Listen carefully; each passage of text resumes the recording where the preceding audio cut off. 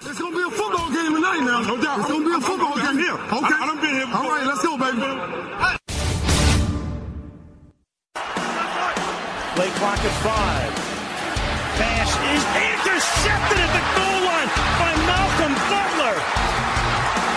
Unreal.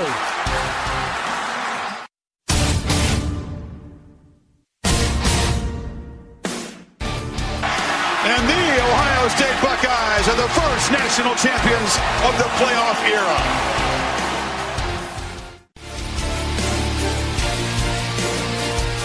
Ladies and gentlemen, football to football.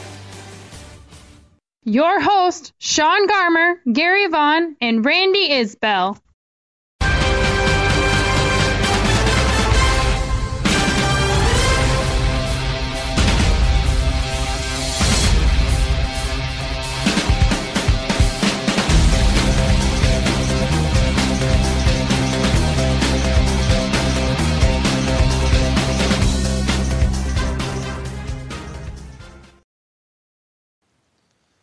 Sounds like the James Bond of Monday night themes or something. But, yes, at least they gave us a close one on Monday night here between the Steelers and Chargers.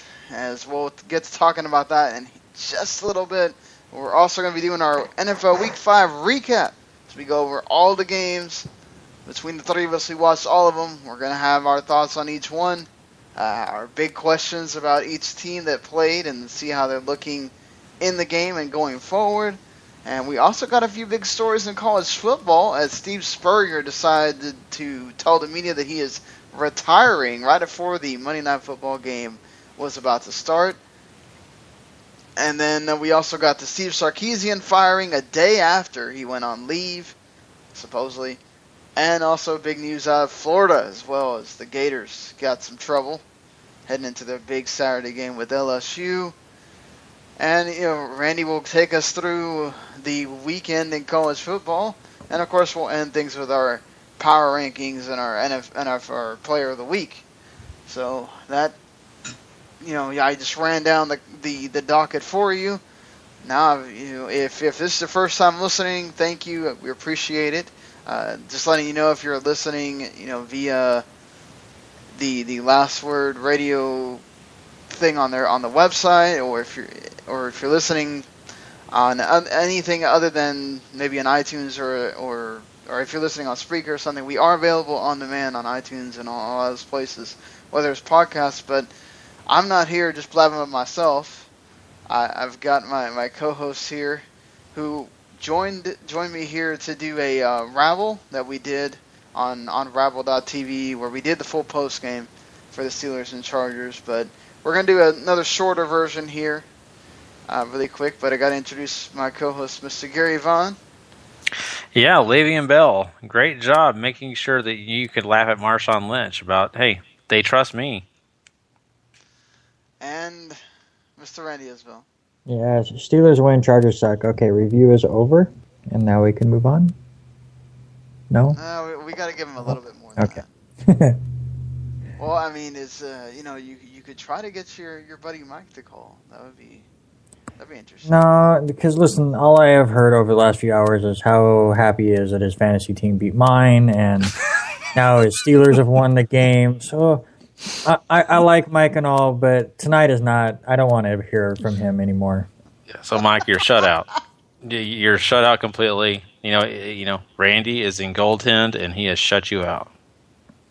Wow, you have been told there, Mr. But looking at this game, Michael Vick, other than a 72-yard touchdown pass and the drive at the end, didn't have the most confident of looking games, but he was still effective when it mattered. Is that all the Steelers are looking for at this point? Yeah, don't mess with the game up. That's exactly what Pittsburgh is hoping for with Mike Vick is just do an okay job at quarterback, don't turn the ball over, and turn around and hand the ball to Le'Veon Bell for the most part and get the W. For that, he did everything right. And isn't that what the job description is for an NFL backup quarterback? Exactly that. Do what you can to help the game. Continue on. Don't let any mistakes happen on your part. Make sure you just get us down the field as much as possible. Trust the playmakers. And that's exactly what Michael Vick did. I mean, that's what helped him get this W. He did help them when it came to using his feet a little bit. You got to give him credit there. Michael Vick's always been good at that. But, in the long run, I mean, you just got to commend Michael Vick for managing this game the best he could. Yeah, sure, it wasn't a great game for Vick. He wasn't a game buster. But, he managed it well. On the other side, we also saw Phillip Rivers have a heck of a game, throwing over 300 yards, throwing some big touchdowns there to Antonio Gates, who's coming back from suspension and looks just fine, seemed like. He didn't. I don't think he ever really came out of the game. I think he came out of the game for maybe like a drive or something, but other than that, he was there most of the time. Do you have confidence now that Antonio Gates is going to be a weapon for them going forward, like he always is? I was confident before that. I mean, it wasn't like he was out because of an injury or something like that, so you knew this was going to be a rejuvenated Antonio Gates, who's fresh off, getting an extra 4 weeks off. So, obviously Phillip Rivers loves him and showed it today as he basically went right back to him. So I didn't really have any worries. You know what? There's a funny trend here, especially with these suspended players, and maybe Goodell is liking this or hating this. But, we saw Tom Brady, the biggest story of the summer. He didn't get suspended, but got awfully close to it. If it wasn't for a judge, he would have been. He came out in his revenge tour against Goodell, and he has done nothing but excellent things for the Patriots. We look at Greg Hardy came out against the Patriots himself as a suspended guy for 4 games and sack, and pressure, did his job on his revenge tour.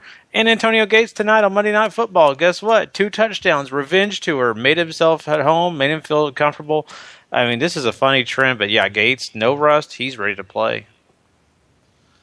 That is a really weird trend, right? That just all of a sudden players, Greg Hardy had a decent game too coming back. I mean, it's just weird how all of a sudden they're out, they come back and they're ready, they're juiced up, ready to play. And juiced up is probably the wrong word. You were talking about Gates. That's usually a Gary line right there. Yeah. But they're ready to go, and I mean they're having these big games. So, and it's just a heartbreaker for the Chargers as they pretty much goes down to the wire and Bell runs it in at the end. The big play call there by Mike Tomlin, knowing his season is got different gravitas if he loses this game. And now, with rumors of Ben Roethlisberger supposedly trying to make a comeback for that Sunday game, are you feeling? How do you think Pittsburgh should be feeling going into this game against Arizona on Sunday? Sorry, I'm still looking up the definition of gravitas. Continue that, and I'll go first. They should feel confident, but they can't be overconfident. They've got to look at the team they're playing, and that's the Arizona Cardinals, and that is going to be a battle for them to try to win, especially if they're going to go in without Big Ben. Sure, Michael Vick's been great; he's done what he can, but you've got to be better than what Michael Vick's been to beat to beat the Arizona Cardinals. So I think they're definitely more confident than what San Diego is going to be next week, but I think that they're going to reel themselves in, especially with looking at who they're going to face. You find that definition there? Yep, I totally agree. Gravitas is a good word for that. Well done. Dignity and seriousness and solemnity of manner. Good word. Good word. Well done. But no, listen, I don't think Big Ben comes back next week. I mean, obviously they would love it if he was 100%, but because Arizona is such a tough game. But with the win here, they don't need him as bad. Even if they lose next week, they are 3-3. That's not terrible as far as the wild card goes. So getting the win here allows Big Ben an extra week. And they don't have to push him to get him back in if they want to do anything this season. Yeah. And if they do have Big Ben, they will be more confident. But, saying that still, I agree with Randy. They don't really need to play him in this game. I mean, in the Steelers' defense, once again, the same thing like what we saw in the Ravens game where they held up their end. This time they get a pick six on Phillip Rivers, a big game changer, because at that point, it looked like at that point the Steelers weren't really doing anything offensively. And Chargers were kind of just marching down the field on them. Rivers was doing his thing, and he throws that pick. He can't believe it, and they run it all the way back. What was it, like at least 50 yards or so, more than that maybe. And then turn right around. Steelers get that big 72-yard touchdown after Chargers had driven all the way down the field again. So I mean, is this one of those where the Chargers just kind of got knocked in the mouth every time they try to make a comeback, or is it about how the defense played against Rivers here? The Chargers weren't really ever down until right there near the end. It was more of a it felt more like, every time you made this big effort to get the lead, you didn't quite get what you want. There was times where they probably should have got touchdowns. They had to settle for field goals. So the defense held there. Yeah, there were several of those. It was a lot of go down the field, get 3 points. Go down the field, Melvin Gordon fumbles. Go down the field, interception return.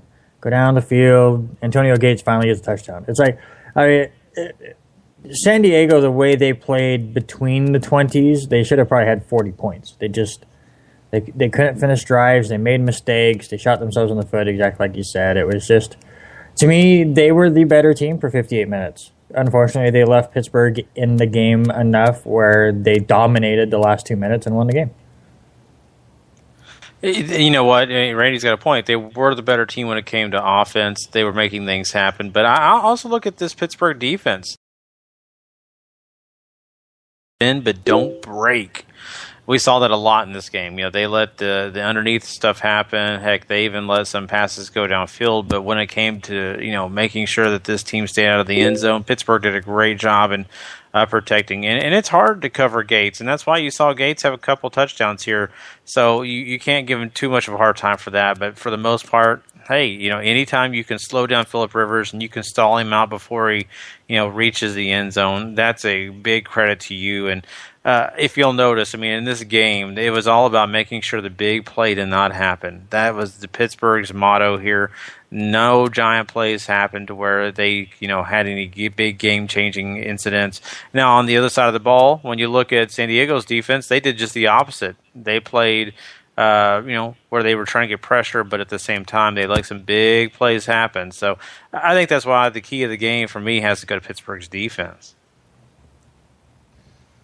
I would have to agree with Pittsburgh defense because, like Randy said, it's about those times that you hold a team to getting 3 instead of 7, and then when your team makes a big defensive play, they made 2 big defensive plays in this game, even though sort of I think that was more of on Gordon than it was on. He was getting stripped, but Gordon's known to do those things, and again he does it here. Good on the Chargers, I guess, for still having faith in him and sticking with him, but at this point, I don't know if you really have that much of an option. Woodhead can get you some yards, but you try to run him every down, he's going to get tired. So if you're the Chargers, you're now 2-3 in your division. But you're in a division where the Chiefs are reeling with the loss of Jamal Charles. The Raiders are kind of up and down, and the Broncos are a few things away from just at any point. If Peyton Manning keeps having games where the defense is to bail him out, there's quite a few games where maybe that defense can't bail him out and they lose. And we already saw that DeMarcus Ware got hurt, so that's going to be a factor defensively for them.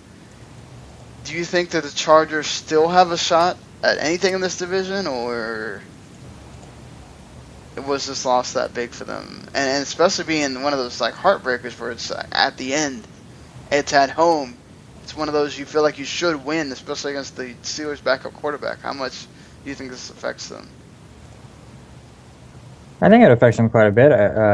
Obviously, anytime you lose in the NFL, it's depressing. But sitting there at 2-3 when they had a chance to stay within 2 games of Denver and solidify themselves as the second best team in this division, it definitely hurts. So now they have to find extra ways to catch up with Denver, because at this point you're 2 games behind Denver and you play them twice. So right there, you are still in control of your own destiny. Now they're going to need help.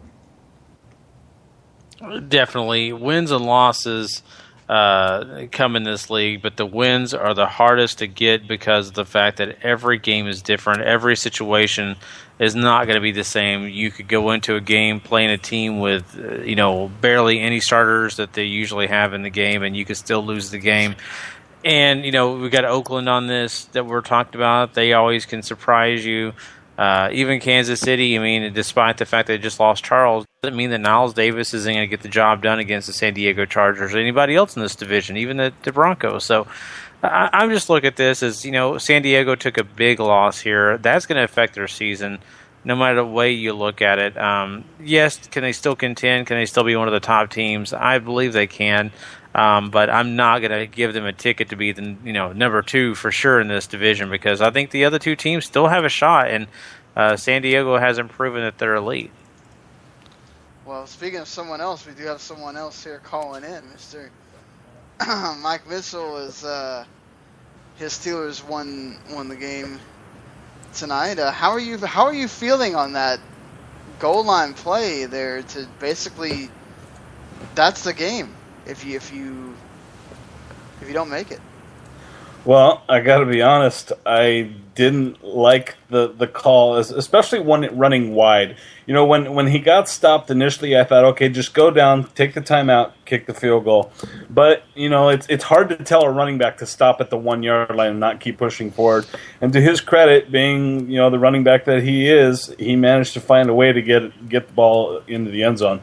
Personally, though, I think the safer, more calculated risk there is to just run a quarterback sneak, because it's only going to take 3 seconds probably. You still have the timeout if you don't score. So very, very gutsy call, and I can't imagine how much of a fire that would have been, having to go back to Pittsburgh and answer all those questions if he doesn't score there. Definitely Tomlin comes under some criticism in that situation. What do you guys kind of agree with Mike here? Would you have gone for that play?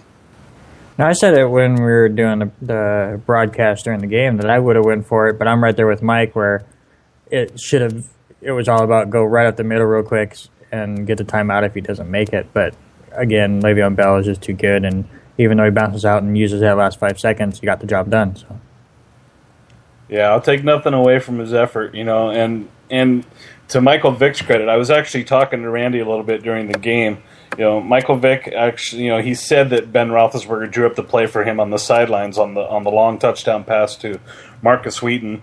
But he stood in there, he delivered a throw, he actually made some plays in the fourth quarter there after looking completely anemic for the first 3 quarters. So it was good to see them open it up just a little bit and give him some opportunities to actually make some plays.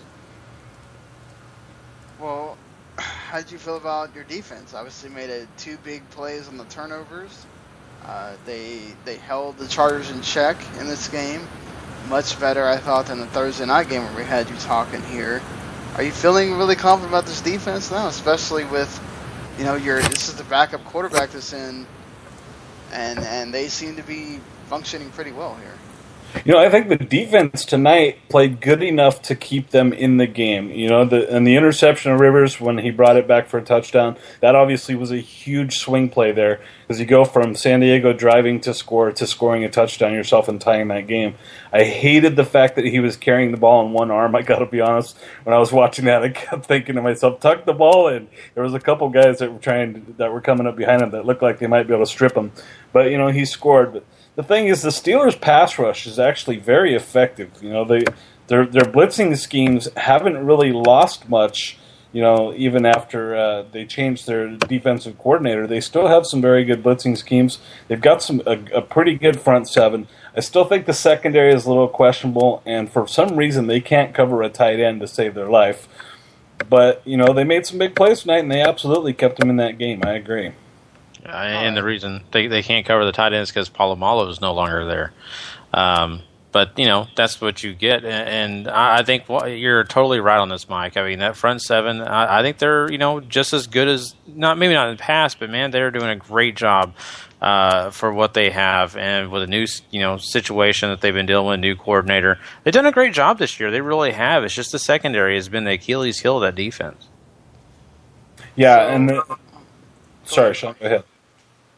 Oh, no, go ahead. Answer. Well, yeah, I was just going to say about the front seven. I think the Steelers they traded this year. They traded a better pass rush for a little bit less of a rushing defense. Their running defense is still good. They're still a top 10 rushing defense, but they used to be dependable to just completely stuff the run.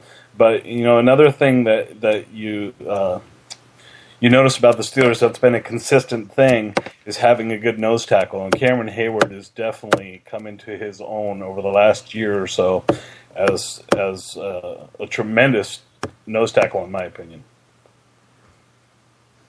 Yeah, so how do you feel about your Steelers going forward here? There's already rumors of Big Ben wanting to play in the next game against the Cardinals. Do you even entertain the thought of having him play there? And do you feel like the Steelers can go in there and win?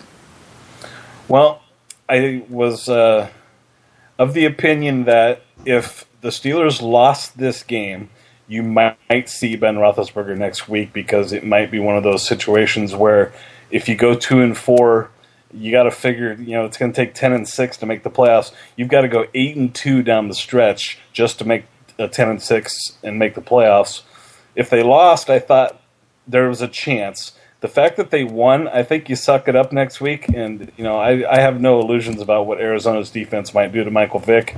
If Le'Veon Bell can keep him around like he did tonight, high volume of touches, I don't see them winning that game with Vick playing, but I think you just bite the bullet on that and you go ahead and just let Roethlisberger sit another week. And you go to 3-3 and you take your chances with Kansas City the following week.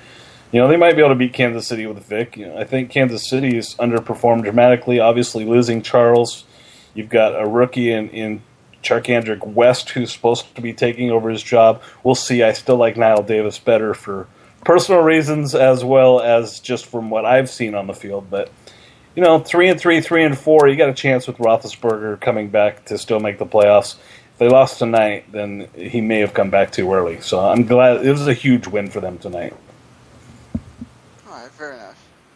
Well, thank you, Mike, for being on and calling in, letting us know how you feel about the Steelers after this big win. Hey, I always appreciate it, guys. Thanks a lot for having me on. Yep, couldn't help himself. The Steelers get the win. Well, yeah, and over your fantasy team, too. Hey. Did Randy tell you? Yeah. Good luck next week, sir. Yeah, thanks. I appreciate it. Stupid Antonio Gates. An asshole. All right. Thanks a lot, guys. All right. Later, man. All right. Well, Randy did beat me in our podcast league, so I guess you get some sweet revenge there on that part of it. So, whatever. I'll take it.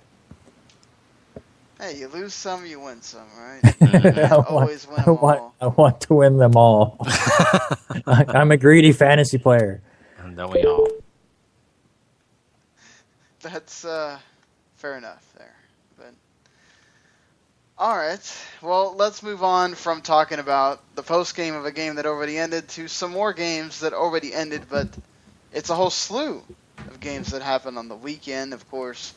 If you didn't know, Randy and I called one of them, the San Francisco 49ers and Giants game over on Rabble.tv, which you can listen over there on demand if you're curious how we do actually call in a game and not just talking about it after it's over. So there's that. But let's get to some of the games that happened before that game. Well, we'll kind of end things with that game since we're pretty much, we had watched them that entire thing. Let's start with our game of the week, though. Seahawks visiting Cincinnati. Certainly, this is one of the weirdest games of the entire weekend. It's 7-7, end of the first quarter. Seattle rallies and gets a field goal at the end of the half. third quarter, the Seahawks just come blazing through. They pick up a fumble recovery from, I forgot who it was at this point. Wagner picked up the fumble. Who? Bobby Wagner picked up the fumble. Well, I know Bobby Wagner picked the fumble. I don't remember who fumbled. I don't know. But either way, let's not. Bobby Wagner runs it in, gets a touchdown. That's why we don't remember Rex Burkhead. Oh yeah, Rex Burkhead was doing the end around. He comes around and he gets hit, or it's like on the handoff, like he's barely even about to take off and he loses it, and Bobby Wagner just runs it in. I think Thomas Rawls was the one that he got the first touchdown, correct? So I forgot it was it Curse, or I couldn't remember who got the second one. Either way, Curse got the second one. Yeah, Curse got the one that put it at 17-7, and then it's 24-7 going into the fourth quarter, and all of a sudden the Seahawks can't stop anything. Just Bengals all the way. Tyler Eifert getting a touchdown. Andy Dalton just up and down the field. Giovanni Bernard keeps blasting through that defense. I mean, they just completely and utterly collapsed. They get a field goal with like about 5 seconds left to send it to overtime. Seahawks can't get anything going there.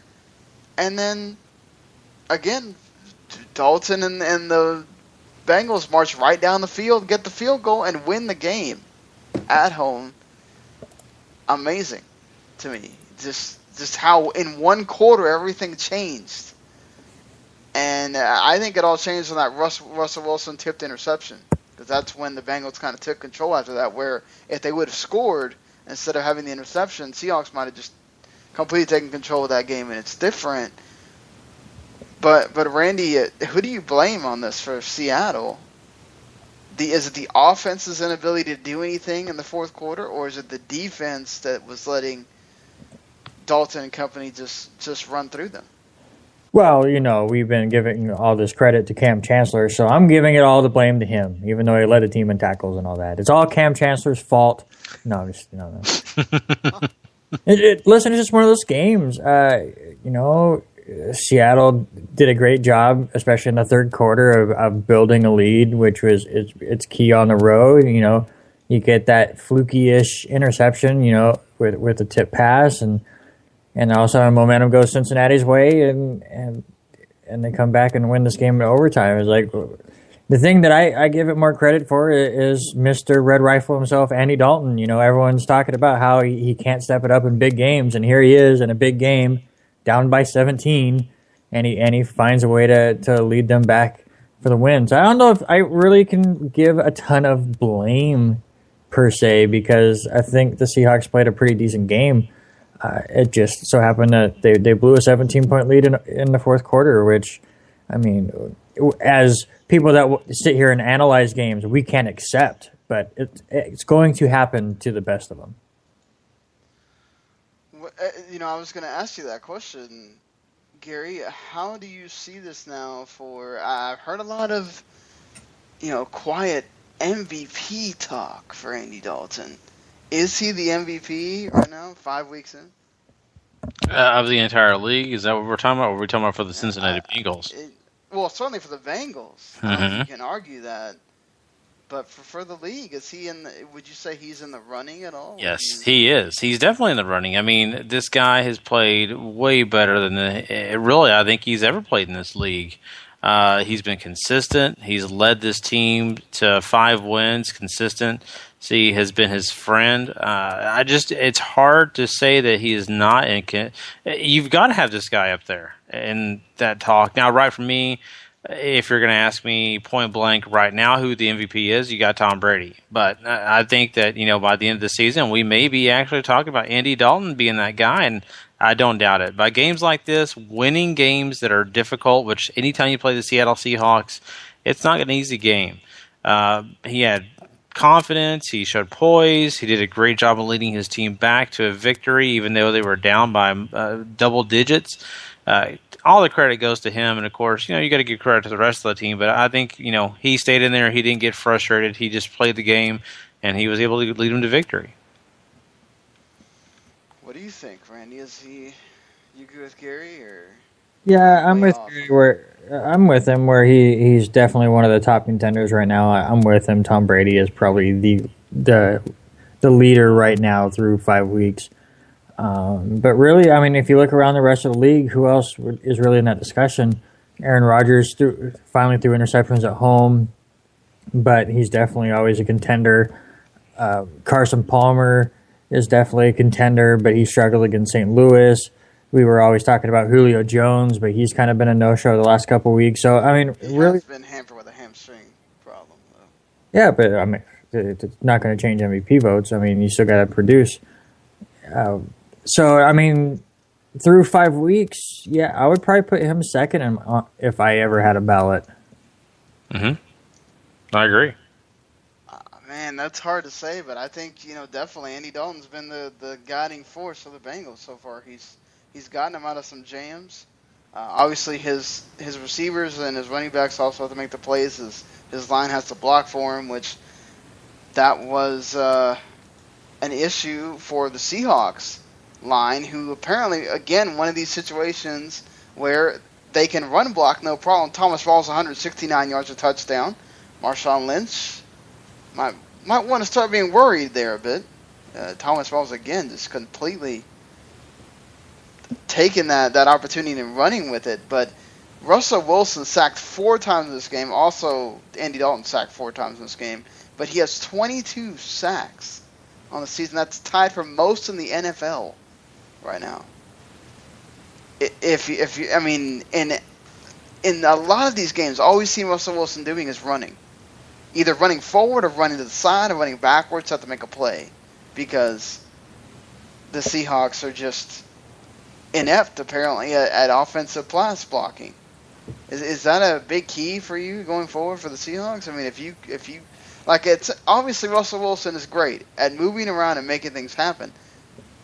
But in the real world, especially in the playoffs, if you're getting that much pressure on a guy, it's going to get to you. Yeah, and it's not going to get any easier because they get Carolina next week, and they definitely have a really good defense as well. So, yeah, I mean, they got some problems they got to figure out, and luckily for them, they do have a quarterback that is decent enough in those situations and can escape pressure and still make plays. But you definitely do not want your quarterback getting hit 10 times in a game like he was on Sunday. Definitely, that is a situation of mere disaster. At any point, it could happen, and you don't want that to happen to Russell Wilson. He's a great player. You want him to continue to play in this league. You don't want to see him on, IR or even just out 6 weeks because the offensive line didn't do their job. It's a difficult situation for Russell Wilson, but it's also a situation I think he's become accustomed to. He's used to running. He's used to making plays on the run. I think even if this offensive line completely intact, great, strong, I think we'd still see Russell Wilson play the scramble game. So, I mean, they're lucky, like Randy said, to have a guy like that. But, this could be bad news for them if this continues because, trust me, there's some tough defenses coming their way, and they do not want Russell Wilson on his back. Yeah, and another thing is apparently Seahawks can't stop tight ends. Tyler Eifert, 2 touchdowns, leading receiver in this game. Cam Chancellor, where do you go? That's another one to think about. But, yeah, I mean, I overall, I think you give this to the Bengals and their to me, it's a total team performance. Like, Bengals defense was key. The punt and kick return game was key with Adam Jones making some big returns. Andy Dalton, the running game, everything. The Bengals just came out and won this game. And if you're the Seahawks now, with the Panthers coming up away, it's in Carolina, right? Mm-hmm. So. No, it's in Seattle. Oh, it is in Seattle? Okay. Yeah. Okay, well, either way, at home in Seattle, it's not a total guarantee you're gonna win, so. Especially like Cam Newton's been playing. But this is where it's going to be a test because they don't have the A.J. Greens and all that of the world. And neither the running game either. So we shall see when we get to that point. But let's get to another game which involves a quarterback that will be in some MVP talk, Aaron Rodgers. He still had a decent game, 241 yards and 2 touchdowns, but he had 3 turnovers, 2 interceptions at Lambeau Field. The streak has been broken by the Rams defense, and he also fumbled the ball as well. Rams defense was solid. 3 turnovers forced, as I just mentioned, but they also held Starks and Lacey to 44 yards rushing. Aaron Rodgers certainly human. But the Packers defense bailed him out. 3 sacks, 12 knockdowns of Nick Foles, 3 tackles for loss, and forced him into 4 interceptions. That guy, Nick Foles. Even though they're still having problems running, as Todd Gurley, another monster game for 144 yards. I should note, though, that we should take a little bit off of Nick Foles because Greg Zuerlein missed 3 field goals, even though one of them was for 63 yards.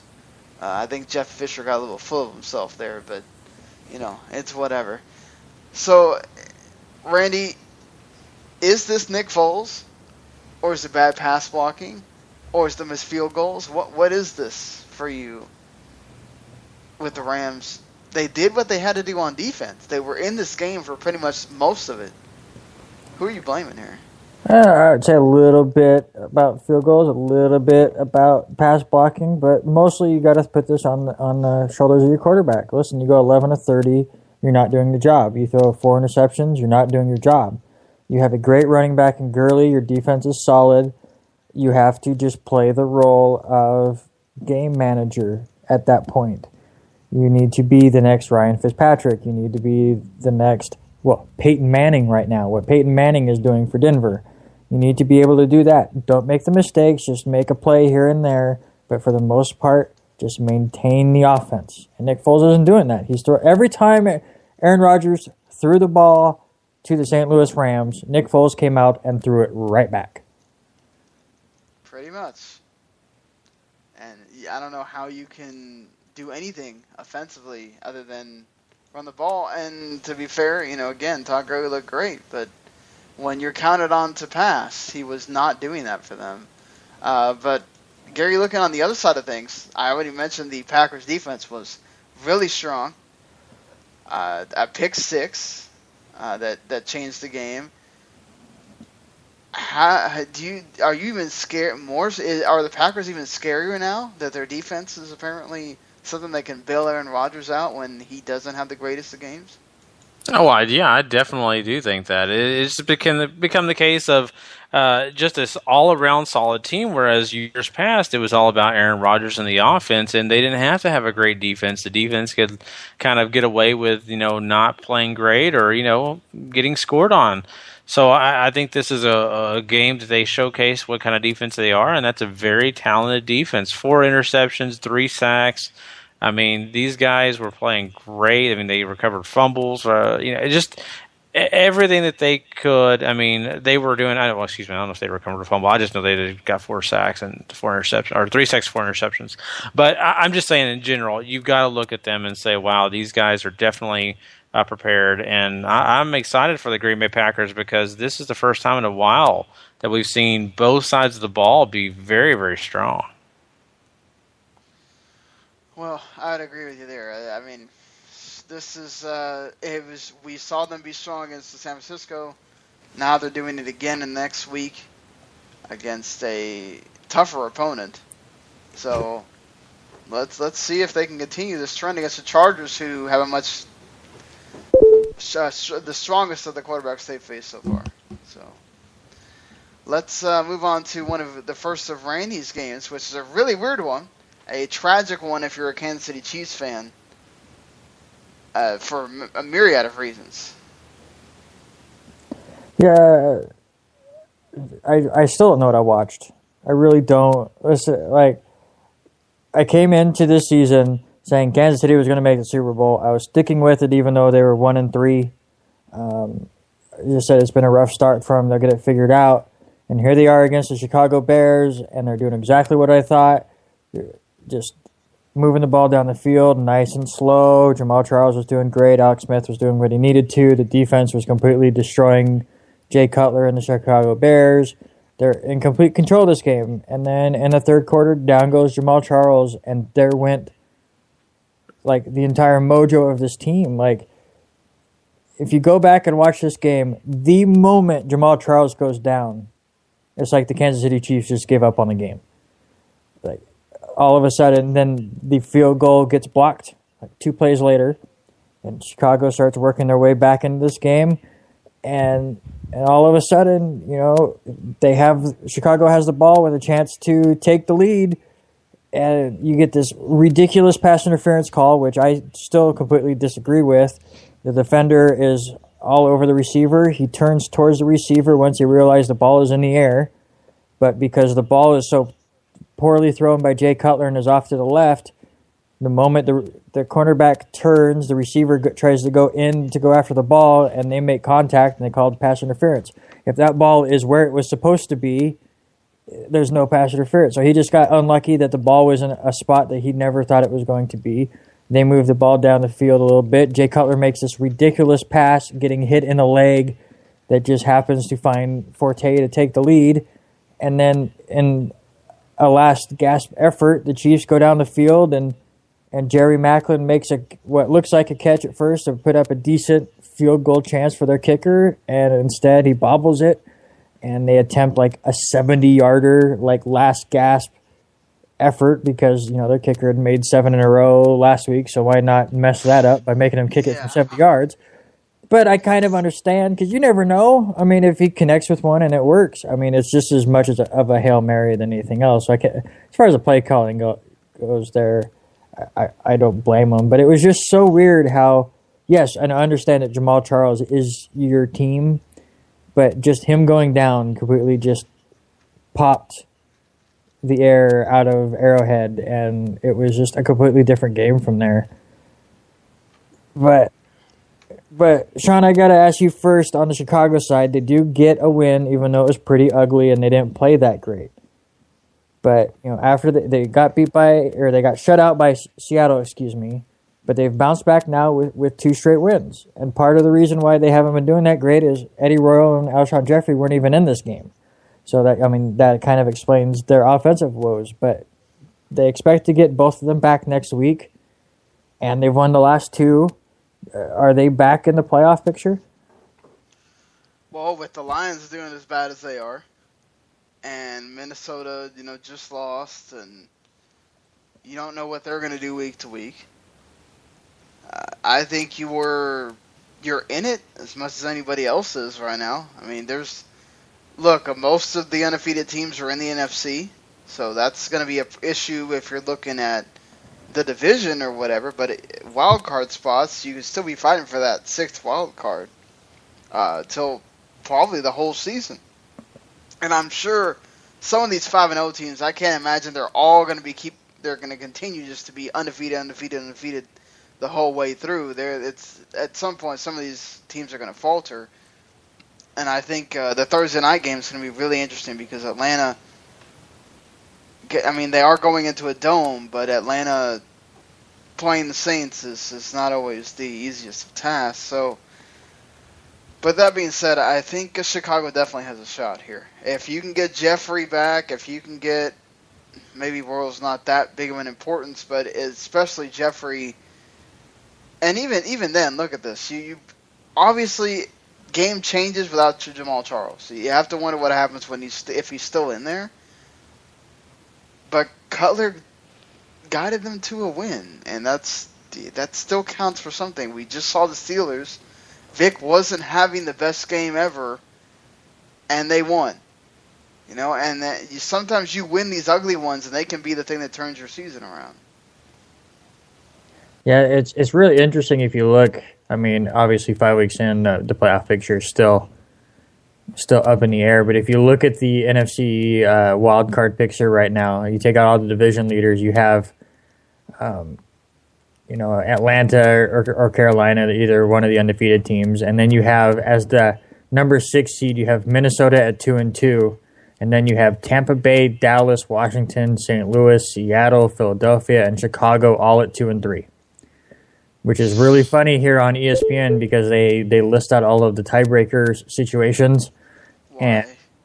And just because it's part of their system and the length of tiebreaker situations for some of these teams. I would love to read one off to you guys, but I don't want to be still talking by the time our next podcast starts, so I won't. But it's still a giant cluster in the NFC. So I kind of agree with you. I mean, you get some weapons back, and there you go. Speaking of weapons, again, Jamal Charles out for the season with the ACL tear. Chandrick West goes 7 carries for 31 in replacement of him. Niall Davis was considered the handcuff at the beginning of the year, but really didn't play that much. I want to say 2 carries. Yep, 2 carries for 2 yards. So Gary, I got to ask you, should fantasy owners go with either Davis, West, both, neither? How do you feel? Offhand, looking at this, it surprises me that Kansas City's stuck with West so much. Niall Davis is the veteran here. He's been in the league a while. This isn't the first time he's ever taken over for Jamal Charles. We've known Jamal Charles has had his injury situations, sadly to say, almost yearly. So if you're asking me if I'm the betting man, I would almost go with Niall Davis. I think Niall Davis is a guy that they know that they can put him in there and he can take care of business. He's not Jamal Charles, but he's a great guy. West is a young kid that I think they're going to give even carry. So if you're asking me fantasy advice, I say watch both guys, but don't buy into one of these guys being over. I think Kansas City is going to try to use both these guys and see who comes out the leader.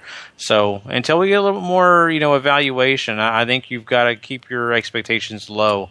But I mean, for me right now, Niall Davis is the leader. And Niall Davis being an Arkansas guy, it's hard for me to say that he's any good. No, that he is good. We've seen him actually be out there and do good things for the Chiefs. I mean, a lot of times in change of pace situations, we'll have to see what he's definitely could still be a key in the passing game. So you could have both guys out there if you want to. I think it's either one is. Fantasy-wise, West might be the guy that gets you the ground yards, but kind of like with a team we're going to talk about a little bit later with Tampa Bay, a lot of people are starting Sims, and he's been doing pretty well, and I think Niall Davis could be that guy, that you rely on more for the passing yards coming out of the backfield and stuff. Mm-hmm. Yeah, I look at kind of like what we talked about the game of Melvin Gordon and Danny Woodhead. Woodhead's probably going to get you more points when it comes to fantasy because he's a dual threat compared to what Gordon is. So I think you're looking at the situation here where I agree with Sean. Niall Davis is going to be the guy catching passes out of the backfield. All right, so we saw the Bears winning a crazy one. Well, Cleveland went into Baltimore, Cleveland Browns that is, and they won. In a freaking crazy one, also into their overtime game here. Neither defense was really stopping anything in this game, especially the running game for Baltimore and Gary Barnidge and the screen passes to the backs for Cleveland. I mean, Isaiah Crowell and Johnson didn't do that great as far as running the ball, but when you combine what they did, 87 yards from scrimmage and a touchdown for Crowell and 77 for Johnson. Barnidge got a ridiculous touchdown. If that's not the play of the week for people, I don't know what is, because the guy literally holds on to it with his legs, kind of holds on to his butt, and then freaking brings it up for the touchdown. I mean, that's insane. He put a new definition to tight end. Yeah, definitely on that. That's Randy. Fourth set, 121 yards, and then 49 tacked on for receiving a touchdown as well. So I mean, the defense is still doing exactly what they always do. They are not able to stop the issues they've had. And McCown, man, he had another tremendous game, 457 yards passing, and that's with him being pressured a lot. Yeah, go ahead, sir. Yeah, Johnny Manziel, who? They were really close to McCown having another shock loss, so, it's really interesting to see what's going to happen with the Browns going forward here. I mean, he was making the throws. He was doing the things you want him to do. To be fair, Ravens, maybe if they had some of their, if they had Steve Smith Sr. or something like that, it's a different game. When you're just throwing to Clay, if you're throwing only to Aiken, and for his credit, Aiken was doing what he could do.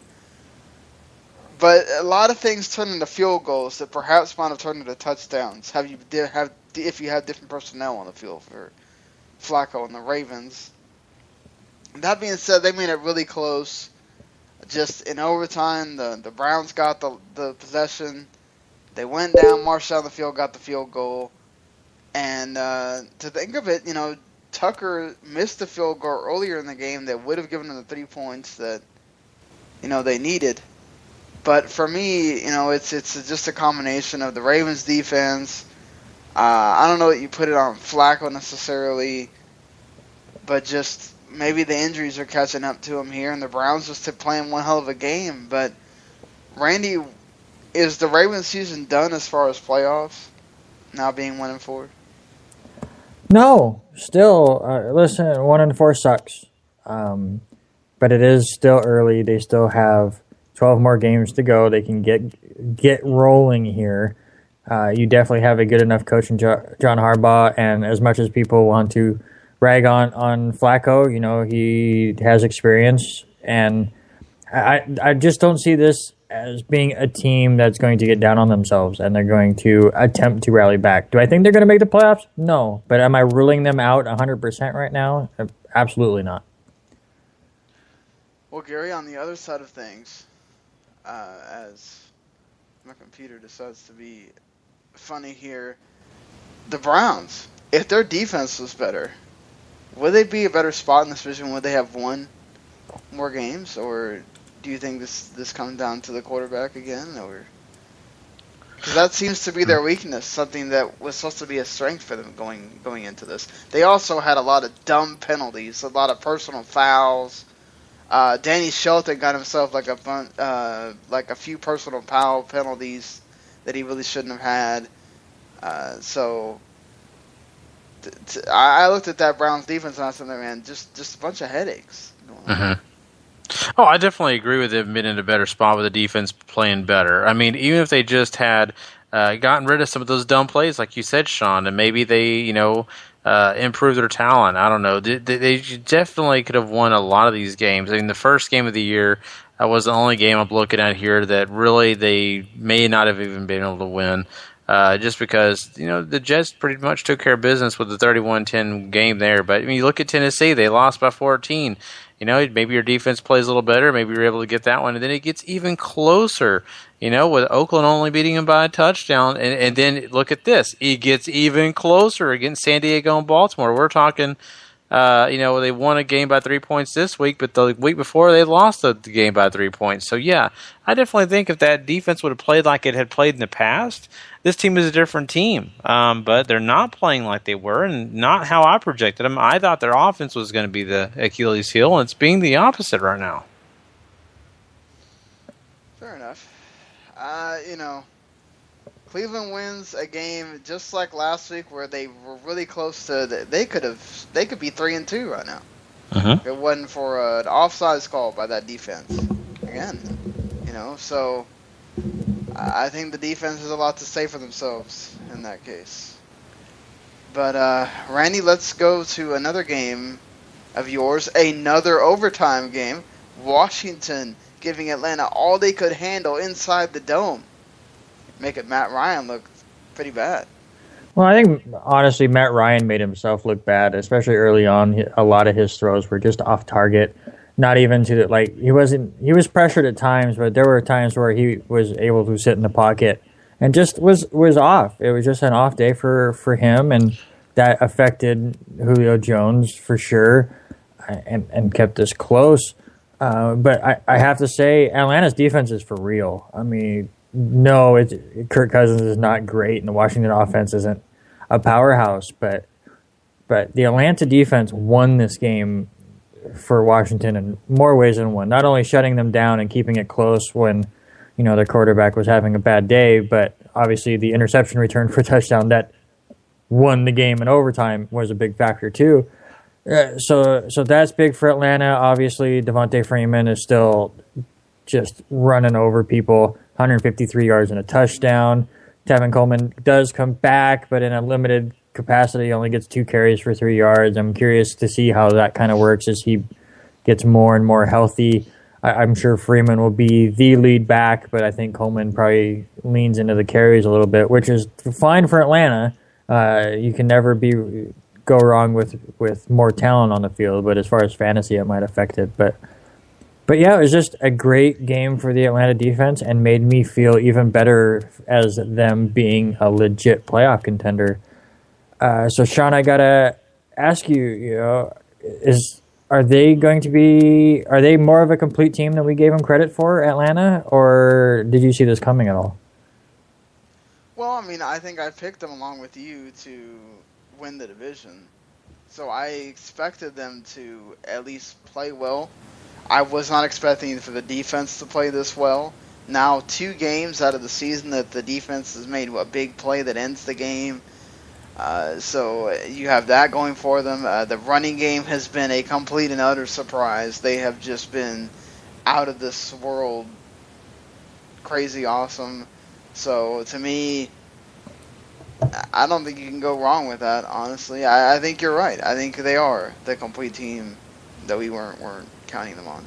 Wow. I will say, yes, I did have them winning this division, but I definitely didn't see them as a complete team, and I basically had them winning this division because who else really would? I did not expect them to be 5-0 and Carolina to be 4-0, that's for sure. Gary, on the other side of the ball, Washington had some signs of life. Great last drive to tie the game up, and their defense played pretty well. But the offense completely struggled against the Falcons' defense, and now they go and face the Jets next week. So how do they turn it around against a tough Jets defense? The best option for them is to run the ball. And this week it didn't work out. I mean, Matt Jones is the leading running back here, and his rushing yards was 20. And then you had Thompson, and, of course, you had Alfred Morris both running for 15 yards. I mean, that is not going to win you games. Even combined, I mean, that was less than 100 yards. I mean, you're looking at just not a good running game here. And I think part of that was kind of the help to the defeat. We all know that the Jets are, you can run on the Jets. Let's just say it that way. They're a better defense, I think, than the Falcons for me personally. I think the Falcons have done a great job, but they're just not there. I mean, when you look at the secondary for the Jets, you've got a lot of worries if you're, Cousins. Cousins is going to have a struggle if he's going to depend on his arm. He's got to get that running game going. That's the best way for them to beat the Jets, because otherwise, they're going to face a situation like they did in this game against the Falcons. The only thing I fear of being worse. Man, you were just talking about I was one of those that lost the fantasy game because of Bell getting a touchdown. I had the Chargers defense, and Glenn beat me because of that stupid touchdown. Oh. Damn it. Yeah. So, oh well. It happens. But yeah, so moving it along here, going to this game was really fun to watch. Jacksonville going to Tampa to take on the Buccaneers. Few things from this here. Blake Bortles, I don't care what you say about the guy. It's not his fault. He threw one dumb interception, but he throws 4 touchdowns in this game. He is absolutely constantly being pressured. I mean, this guy is running for his life, doing rollouts, doing everything he can. He was sacked 4 times on 3rd down. He was sacked a couple other times. He was sacked 6 times this game, but 4 of them on 3rd down. 3 times it killed drives. He was sacked on the drive where he ended up on 4th down throwing a long a pass to Allen Hurns, where Hurns basically takes it all the way down to like the 5 or something, and Jacksonville winds up getting it down up to, that's where they get the 31 points from. But man, that offensive line just absolutely killing Blake Bortles. It's got to be the worst offensive line in football. Doug Martin, hello, where have you been, mister? I have missed you. I drafted you in about like 4 different leagues. Where the hell did this come from? A receiving touchdown, 123 yards, and 2 touchdowns rushing. Now, one of them should have been Charles Sims, as basically they tried so many times to run it in with Sims. They went to commercial, and there was Doug Martin again the back. So if you were a Sims owner, you're probably pretty pissed about that. But Charles Sims also had himself a day, 136 yards from scrimmage, including another 56-yard run. I mean, Jameis Winston really didn't have to do a whole lot in this game because not only was the running game being great, the Tampa Bay defense, I already mentioned the 6 sacks, 11 knockdowns of Mr. Bortles, 7 tackles for loss. I think actually when he was hurt during the game, Bortles had a AC joint separation or something like that. So even with that, Bortles kept playing and tried to get his team into it. They forced a fumble. They had an interception. I mean, that Tampa Bay defense showed up big. And also who showed up big, the kicker.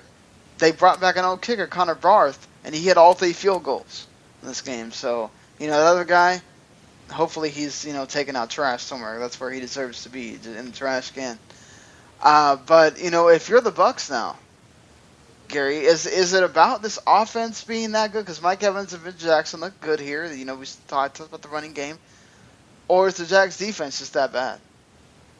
I have to give credit to where credit's due. Jackson and Evans did a great job in this game. You've got to give it to Winston for, getting the ball. But, from the sample that we have right now, I really feel like Jacksonville has just struggled so badly. And they've had, times where they look decent but not great. I just don't know if I'm sold that, all of a sudden out of nowhere this Buccaneers offense is amazing.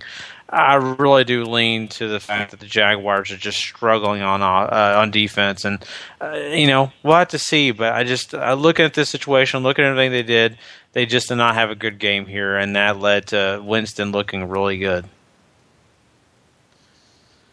Yeah, I'll agree with you on that. Winston really didn't have to do it. He made a few big throws, showed he can escape the pass rush if possible, but honestly, it's more about the running game and the defense that kind of saved him there. So if you're talking about the Jags, I already kind of gave you the rundown on Blake Bortles.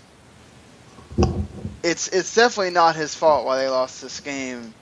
Should the Jaguars, front office and everyone, feel confident that you have a franchise quarterback in Blake Bortles, or should they be looking elsewhere? Well, they definitely should not be looking elsewhere. Blake Bortles is for real. You have to be a little concerned about, a sprained shoulder. We've seen that with a few other quarterbacks this year and taking them out. So keep a close eye on that. But Blake Bortles is for real. Allen Robinson is for real. Allen Hurns is for real. Now Julius Thomas comes back this week. Doesn't make a big impact in the game, but will be another target for him as they get accustomed to each other. So that's another big threat for them. TJ Yeldon is another big threat. So the Jaguars' offense is great, minus their offensive line. It's just how many shootouts are they going to be able to win? That's a fair point to see if they can do this. I mean, it's not even about the shootouts. It's how many games are going to be won, period, because you can't think that Jacksonville can do this every game. It's going to be interesting to see what happens next week when they definitely play a team that not shooting people out, certainly, in Houston. So, New Orleans visited Lincoln Financial Field and then got blown out. But how did this happen, Randy? The Eagles showed up. It finally happened. 5 weeks in, the Eagles decided to show up. Well, it was 4 weeks and a quarter before the Eagles offense decided to get things going. But yeah, it was an interesting game. Drew Brees still does not look 100%. He did throw for over 300 yards, but you can definitely tell that shoulder's still bugging him, and he has no run game support. On the Eagles side, DeMarco Murray's whining worked. He got 20 carries, 83 yards and a touchdown, as well as 7 more catches for 37 yards. Ryan Matthews looked good as well in the run game. Of course, Sproles is always a threat, but they didn't really have to use him that much. Josh Huff makes a crazy catch as 2 Saints defenders run into each other. That really kind of got the ball rolling. But to me, the big improvement was the offensive line. Now, I'm not going to say they're good now, but the fact that Sam Bradford did not get sacked and the fact that they had 186 rushing yards And there wasn't a ton of times where Bradford was even that pressured in this entire game. Makes me feel like they're starting to figure things out. So that now, obviously with the NFC East being as down as it is, you have to watch out as the Eagles as being a giant threat in that division. But there were reports, Gary, and I gotta get your feelings on this. But there were reports that Sam Bradford held a pregame meeting in the showers. Is that the key to success, or is that why they didn't show up until the second quarter? I am a superstitious person at heart. I really am, and there are many rituals that I go through in my personal life, and maybe as most athletes really are, they are superstitious. So sure, why not? Whatever Stan Bradford showed you in the shower, if that helped you, hey Bradford, keep showing them that in the shower, and get these guys excited. Get them standing up and at attention and ready to play these games. Oh man. Sean, would you like to report now that it's way too many innuendos in one thing there. Okay, I'll say this. Hey, that's why I asked Gary that question. No. Okay, I'll be serious now. You know what? Sure, why not? If anything that'll help your team win, do it. And if he's got a great speech and the coaches don't need to be there, do it. Do what you got to do to win games. My fear is this is going to give them a lot of false confidence, because look who they were playing. They were playing the New Orleans Saints, who obviously have one of the worst defenses in this league, and it's widely known. Mad as a Cowboys fan. You should be embarrassed. I'm very embarrassed because this Eagles offense has been inept. They have not done a whole lot. And in this game, they looked like they were playing Madden. So if you ask me, it should be a very big embarrassment for the Dallas Cowboys to lose a game against a team like this. I just don't know. Maybe they can surprise me. I am definitely thinking the Eagles are going to be more confident. That's a good thing. It's a bad thing for the New York Giants. But I'm not going to say that this offense is fixed. If you ask me personally, it's not fixed. They need to, figure out some things. But yeah, great. Do your rituals. Well, they play the Giants next week? Mm-hmm. On Monday night, yep. Yeah, so that's to be the real. Well, I don't know. As we'll get to, it's not like the Giants are still stopping people, but that's going to be the game where you better have really woken up, because the Giants are going to play right back to you. Yeah, so Sean, is this the point now where you want to make the public statement that we do not plan on doing the same rituals? Yeah. We're not, I'm not going to get in the shower and Skype Randy and Gary and tell them that we need to make a speech about the podcast. I think that goes way overboard. Yeah, sorry. Sure? Sorry, it might impress me. Come on. No, Gary. I wouldn't be surprised at all. No, sure. As Gary creates rumors for himself, I want to bring up other rumors that are going around, as Sean Payton is being rumored as is a new head coach in other places, but he's still the head coach for New Orleans. So Sean, I got to ask you: should he stay or should he go? Man, should I stay? I love the class as much as anyone. As Gary was sitting there, almost breaking copyright and singing the song there, but I think if you're Sean Payton, Drew Brees is on the latter end of his career. You can see that things aren't looking good. He's arguing with Rob Ryan on the sideline. To me, honestly, I'm looking at these other options. I don't care if he tells me he likes it there or whatever. When you know that your team is going to be rebuilding, and are you going to want to be there for the long haul of that rebuilding, or are you going to want to go to another team that might be interested that has better pieces at this point? I don't know if the Dolphins are that team, which has been one of the teams that have been rumored. There's been a few other ones, but I think you consider it at least. See what they're offering, see what they're going to pay you, see all that kind of stuff, because I don't think he can say what he wants.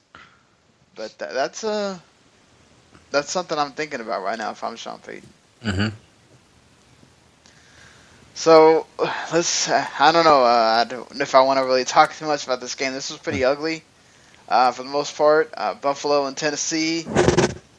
Titans defense is, I think they're third in the league in passing. It's passing defense, and they held up to their name. As Tyrod Taylor pretty much did nothing passing. He was also missing a few guys here. No Sammy Watkins, no Carlos Williams, no Sean McCoy. But he had to run for his life and for the Bills to do anything. 76 yards rushing, a ridiculous 20-yard touchdown where it looked like he almost was going out of bounds, and then he got back in. He actually holds the record now for the most rushing yards in a game by a Bills quarterback. Well, I mean, when Jim Kelly's been your quarterback for a lot of the time there, he wasn't a guy that ran. So I don't think you have to be worried about breaking rushing records when, that's the guy you're aspiring to. But, his leading receiver was another tight end named Chris Hogan. Or his receiver, Chris Hogan. And he got 62 yards, and he also got the only passing touchdown that he threw late in the game that kind of won him the game there.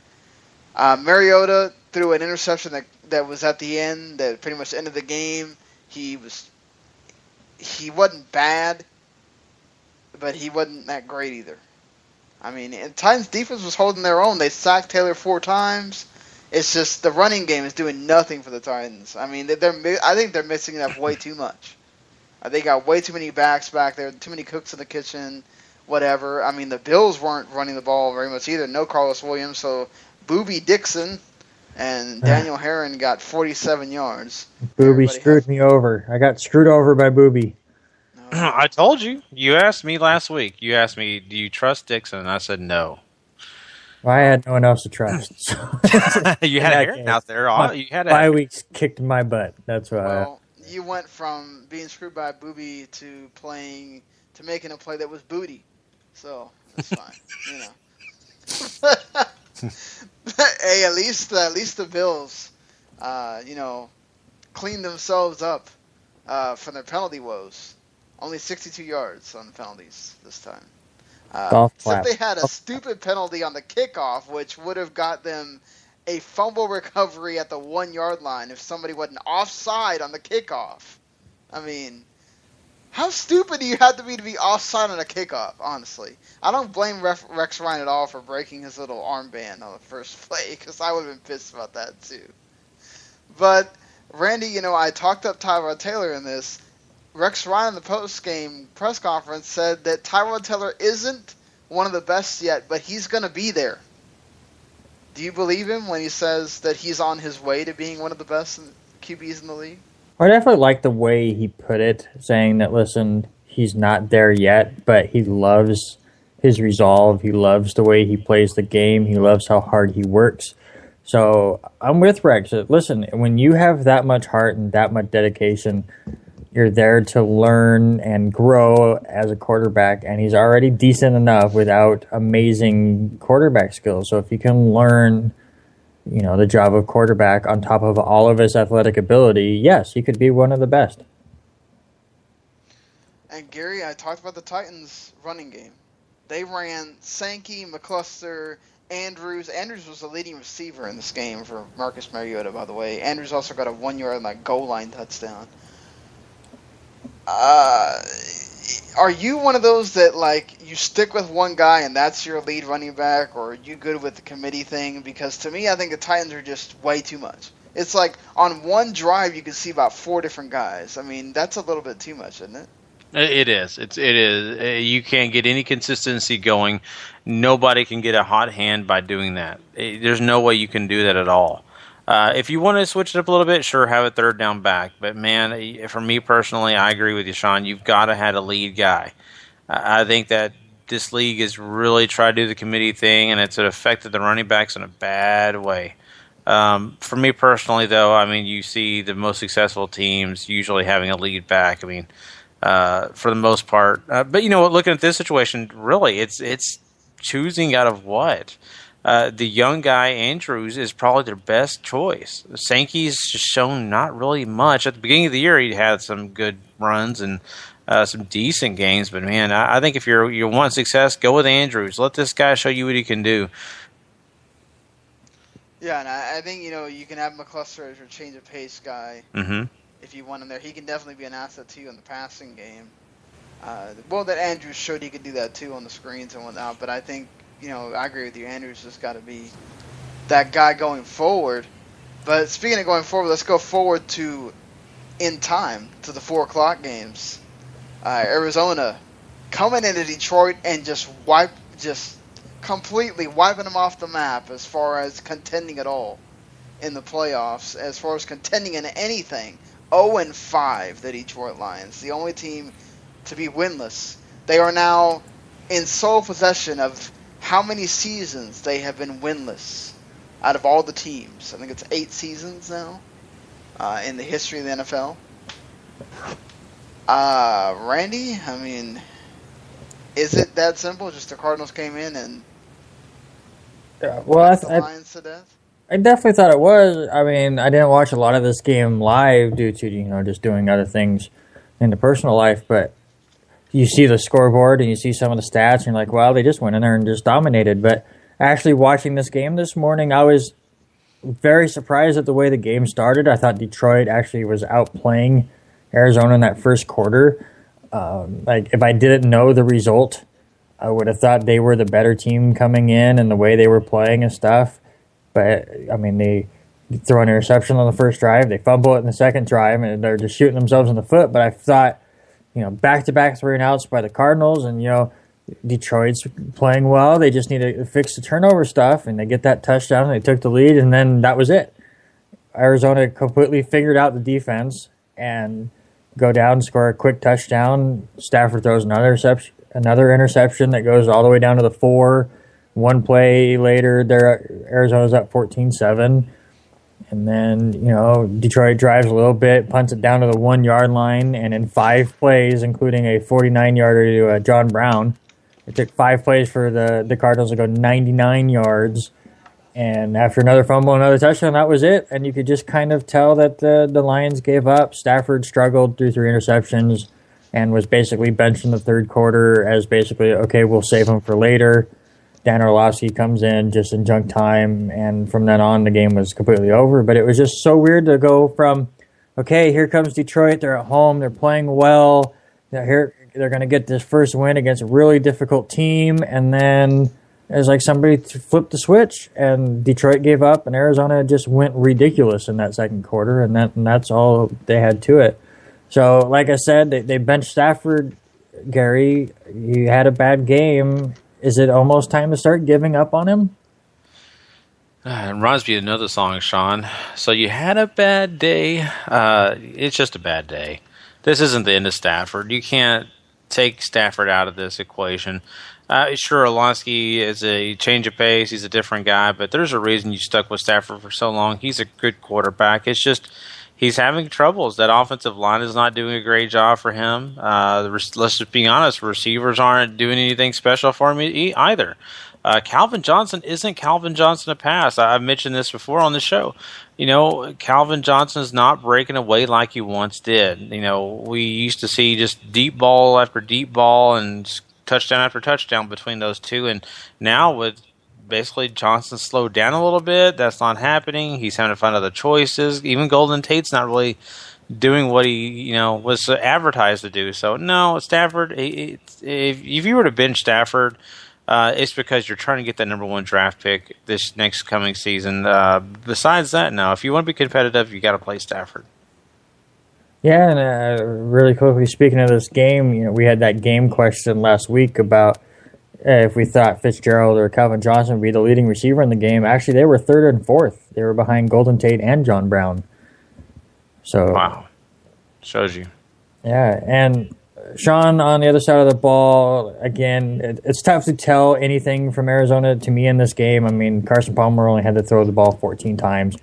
He still throws 3 touchdowns, and Chris Johnson looks great. And like I said, the offense, once they hit the second quarter, figured out Detroit and completely dominated them. But what do you take away from the way Arizona played here after their tough loss against St. Louis last week? Detroit's not as good a team as St. Louis. So I expected Arizona to come in here and do what they did. I mean, I'm glad that it didn't affect them and they they were able to get back to being Arizona. But I think you're looking at the quality of the opponent here, and I don't know that I take a lot from this, because you're playing a better team, perhaps a different result.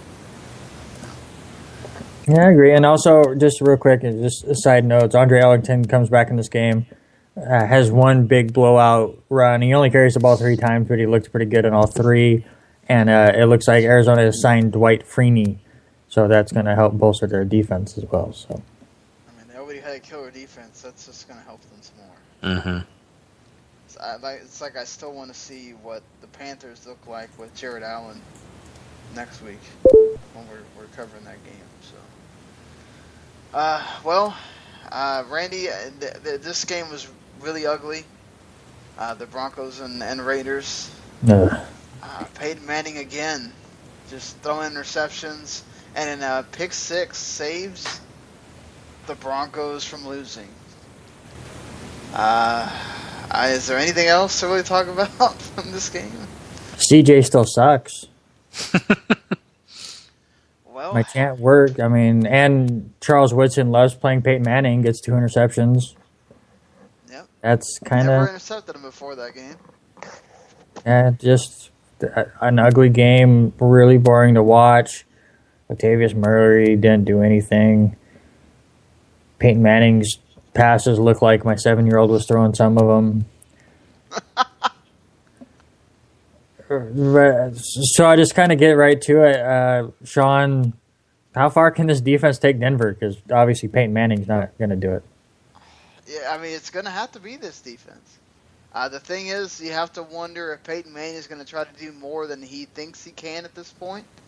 Because I thought they did a great job on the before the Monday night game show, or whatever, Monday Night Countdown, whatever, where they talked about how when you're the quarterback, the guy that's won Super Bowls or won a Super Bowl and been there and done that, you can't just all of a sudden become a game manager like you're expecting Peyton Manning to be, and especially when you have no run game and you've got all this pressure on you. The defense certainly takes a lot of pressure off Peyton Manning when he makes mistakes like this, as far as his interceptions. You know the defense can come and help you out. But you can't do this every game and then expect the defense to help you out every time.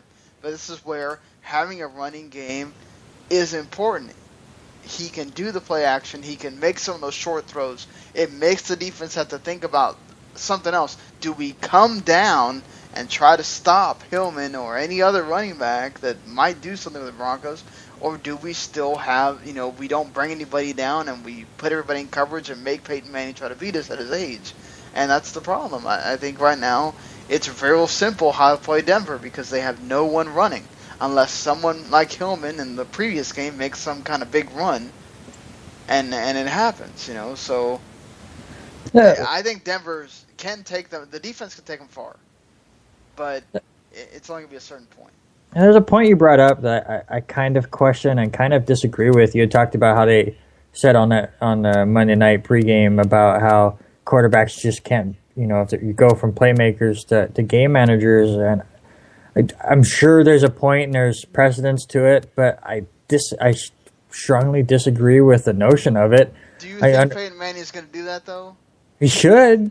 I mean, listen, whether they can mentally or not is one thing, but listen, as a baseball fan, it's the exact same thing as a young pitcher who throws 95, who loses his stuff, and then changes the way he throws to counteract that. I mean, you look at how many pitchers out there have, just had electric stuff and then just fallen off and then been terrible without it. And it's those really great pitchers that go, I can't throw it 96, 97 anymore, but I can throw it 89, 88, but put some nasty stuff on it and hit my marks. And that's who I am now. And I am going to play to my strengths and not try to force my weaknesses. But if Peyton Manning really doing stuff that he can't do anymore, I mean, we still see him and he can still throw it deep. To me, it's more about, like, he has no help on anything. The offensive line can't help him. The There's no running game. I mean, it's all on him at some point. But he can't. I mean, yes, every so often he's going to throw a deep pass that looks great. But, I mean, anymore, the percentage of wobblers that he throws that are longer than 15 yards is rising. So he needs to be a supreme version of Alex Smith. That dink and dunker, but with the accuracy of Peyton Manning. You and I covered the game Sunday night where I was on Colin Kaepernick for all he was doing was throwing it short, but then was praising Eli Manning for doing the exact same thing, and it's because Eli Manning was hitting the people in stride and hitting the right marks, so then it felt like he was getting the ball down the field more because his receivers were doing all the work. Peyton Manning needs to do the exact same thing. He does have talent around speed, but get him to him 3-4 yards down the field instead of trying to hit him 30 or 40 and let them find the holes. Gary, Oakland's going to the bye here. What do you think is their major thing that they need to work on? I just think they still got a lot to work on when it comes to defense. I think everything you guys were just talking about with Peyton Manning, I mean, that kind of led to, Oakland, really staying in the game. I don't think, that really they took advantage of everything they could have with Oakland, whereas we've seen other teams take advantage of some of the defensive woes that the Oakland Raiders have had to deal with. And also, one other thing I'd also say that they really need to work on is, Carr is a great quarterback. He's done some good things this year, but I think that these receivers really, really need to work hard in getting open more often for him. It just seems like more than not, I mean, Derek Carr is having to try to find ways to get the receivers open just basically by buying time, and that's the problem I see here. But, I think really I got to put my finger at the defense. They've got to figure out some things to stop teams. Fair enough. So, the Cowboys defense tried to stop New England, but that offense was doing absolutely nothing to help them, and eventually the defense just got tired. And that's when Tom Brady can just go to work. 5 sacks in that first half against Brady, and then they just smelled. I mean, and I don't know. I don't know what to do. Matt Castle's already being talked about after the bye week. I think that you have to do that because Brandon Whedon's not doing enough. But I think you're also, again, I'm not going to put this all on Brandon Whedon, and I'm not going to put this all on the offense. To me, it's about Jason Garrett is too scared to let Brandon Whedon just, hey, you know what? We want to try to be in the game. And to me, I totally get that. But this is not working. As soon as you lost Dunbar, this whole dinking and dunking crap is not going to work. It doesn't work with the personnel you have. You're going to have to do something else. Take shots to Williams. Witten's going to get double covered. You cannot do this dinking and dunking bullcrap. It's not going to work. I hope Matt Castle, they give him a little bit more, leash or something, because if they want to do anything in the next couple weeks, they can't do what they just did with Brandon Whedon the rest of the time that Romo's out. I don't know if he's trying to wait till Des Bryant comes back or whatever, but you've got some playmakers. You got to put them in the best position to do something. I don't know, Gary. This is just really upsetting me as far as, I feel like they're hampering Brandon Whedon, and then Matt Castle's going to go through the same thing. Well, you look at the situation they're dealing with, and I think the sad thing for Whedon is he's had to play all these games with a lot of shorthanded situations. The defense was shorthanded, so of course that put pressure on the entire team, not just him, but it all encompasses each other, and they started getting some players back. And in this game, you still don't have a Des Bryant for him to lean on, and you don't have a Dunbar to lean on. You're still shorthanded. So what's going to come into play is after the bye, Matt Castle, if he's a starter, then he's going to have Des Bryant there to take attention for the defense, and it's going to help Matt Castle. And maybe Matt Castle may actually get a chance to look better just because of that. But I look at this. I look at Jason Garrett. I think it's his fault for letting the offensive coordinator, Linehan, run the ball every first down there is, because everybody in the league knows this. I don't even think Las Vegas is putting bets on the first down for the Cowboys because they know it's already running back. The running back's going to get the ball. So looking at this situation, I'm looking at Jason Garrett's going to have to make sure that he changes things up, that this team is not predictable, because right now they are very predictable. The other thing, you talked about, opening up the ball. I don't know if I agree that Brandon Whedon has an open. I think it's Brandon Whedon more than it is Jason Garrett telling him. I don't think Whedon trusts himself. I don't think he has the confidence to throw the deep ball. I think he's had opportunities, and he's done it once or twice, and one of those times was against the Saints for a touchdown, and that wasn't even that deep. So looking at this, I think it's going to be Castle coming in, and I think Castle has his own confidence. I don't know if Whedon does. I think we've seen the best that Whedon can do, to be honest with you. I don't know if you can ask Whedon to do any better, and that's the bad thing. What I always say about this is, sure, he's a quarterback. He's doing just fine, but fine isn't winning you games. And talking about fine, let's talk about Castle. What about him? I was making a joke of him being fine. Yeah. You get it? That's what I hear from the ladies all the time. You always hear the ladies, "Oh, Matt Castle is so hot." I don't know. I don't get it. Well, I'm glad that you're paying attention to the fashion tips of the ladies too, Matt Castle. But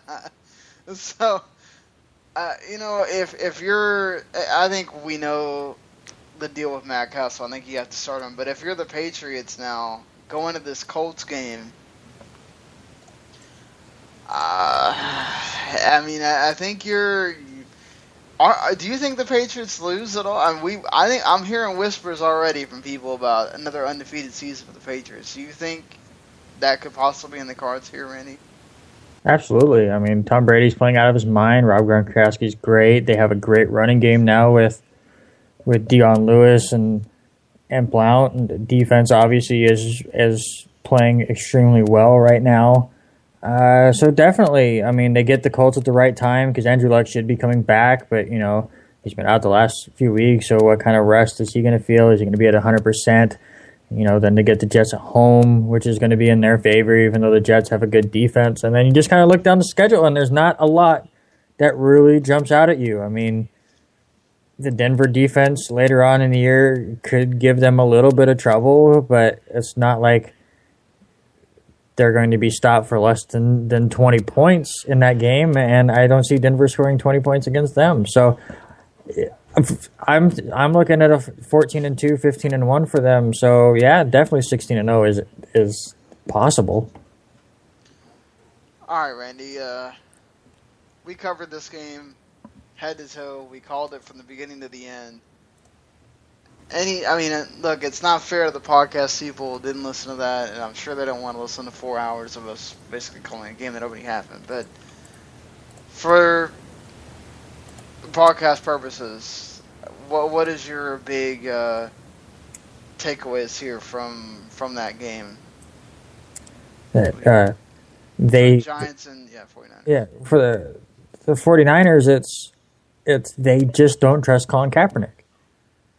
He made some really good throws later in the game, but it took so long for them to put into a game plan a pass that went farther than 10 yards. But do you blame them, though, considering how you played the last two games?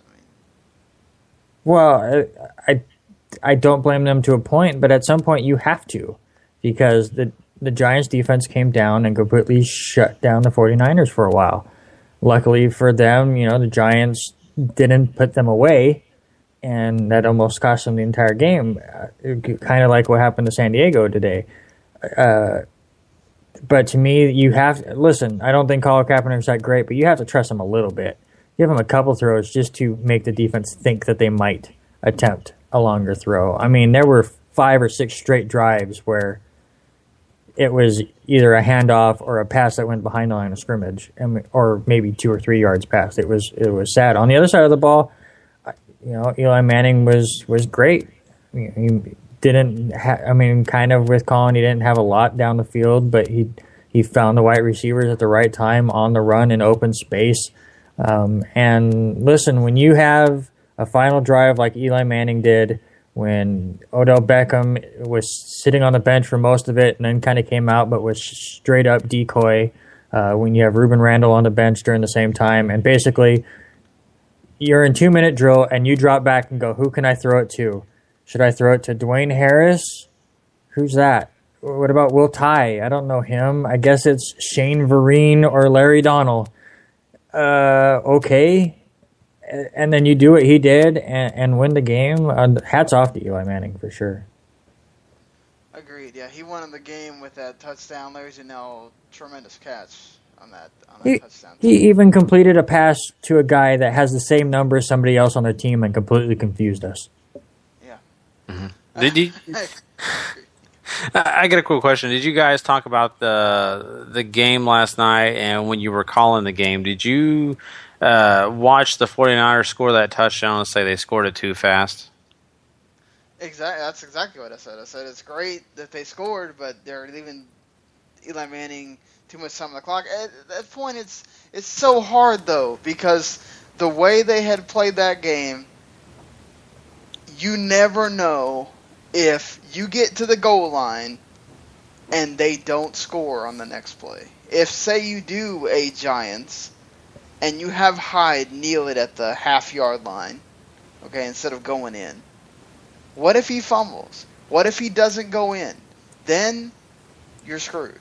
Mm-hmm. I mean, they needed that touchdown. So I think it's the defense hadn't played well, but they had played well enough to be able to control Eli Manning. And, you know, to be fair, they forced them into that last-second play that they made.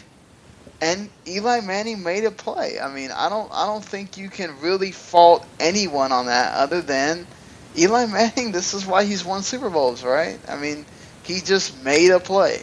Sometimes there's nothing you can do about that.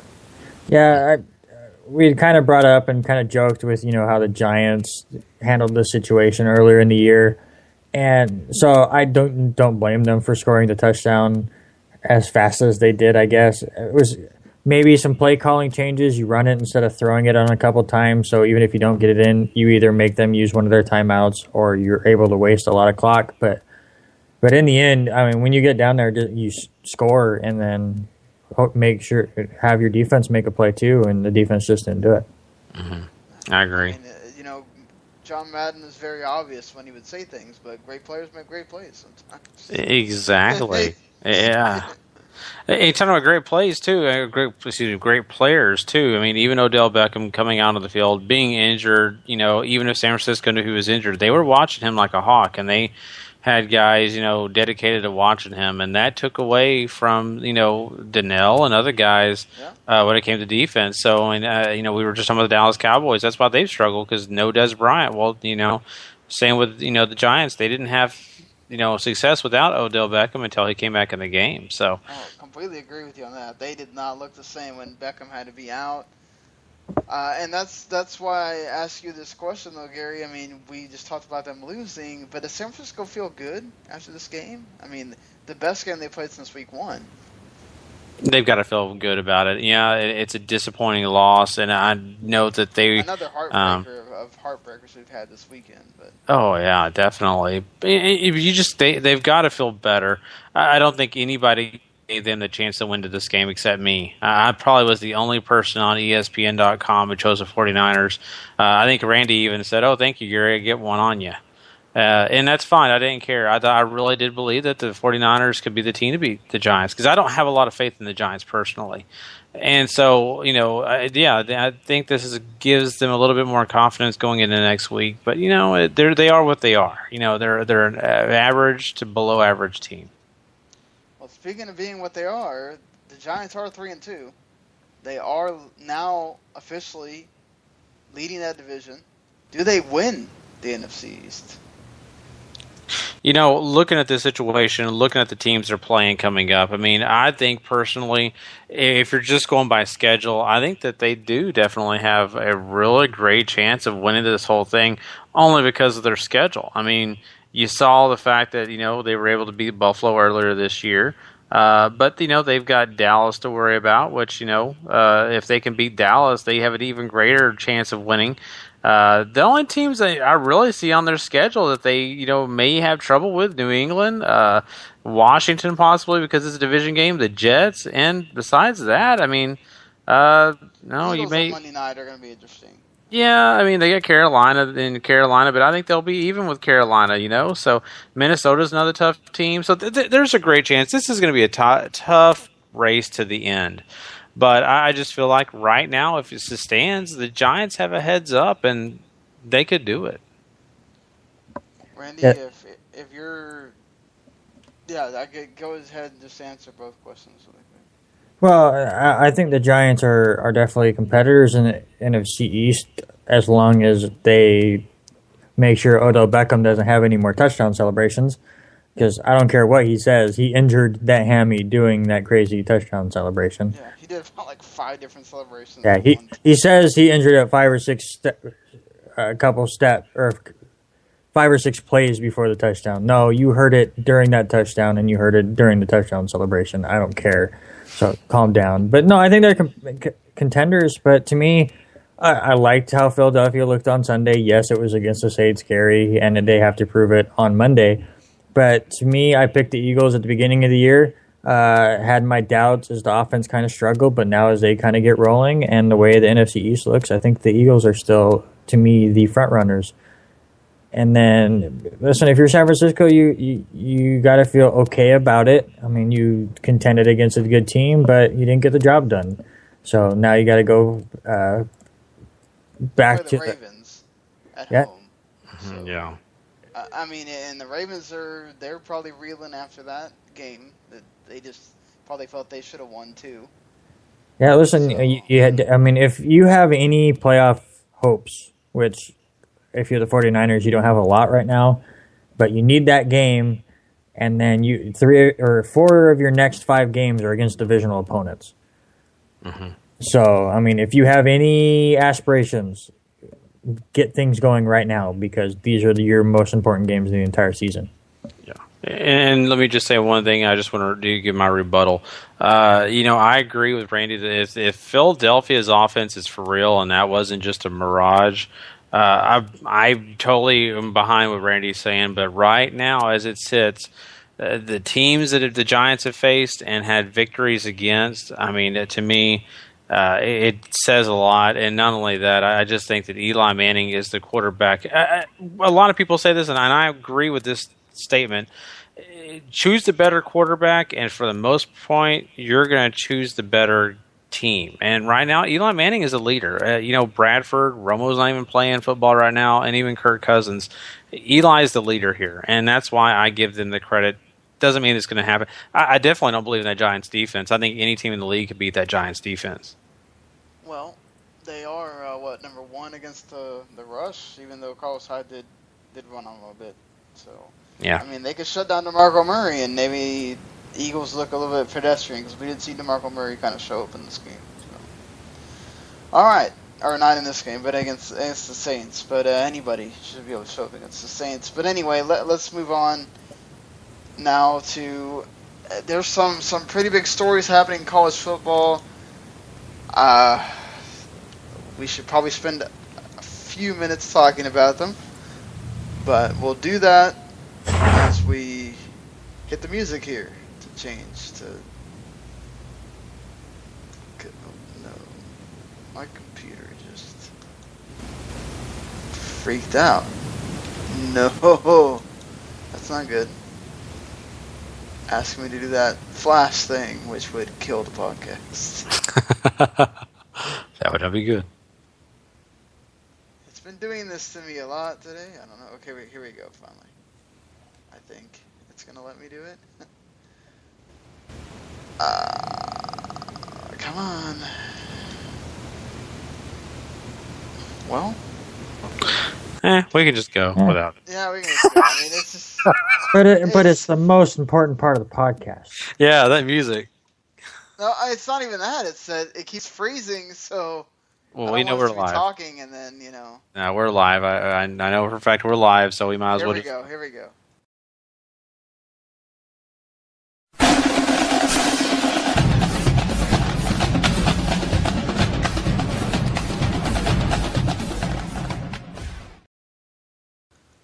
All right. So Steve Sarkisian, a day after he gets put on a leave of absence because he has some drinking issues, some alcohol issues, some other issues going on, and then he gets fired today. USC has some big opponents coming up. They lose their coach, who many people had questions about coming into the season. Randy, I mean... Well, listen, I don't even want to really make this about football or about the team. It's all about... He also showed up meetings. He apparently showed up lit to meetings again today. Yeah, he hopefully he gets his stuff all figured out and he gets over this and can get through his problems. The reports are saying he's going through a divorce and all of that, and obviously it doesn't seem like he's taking it well.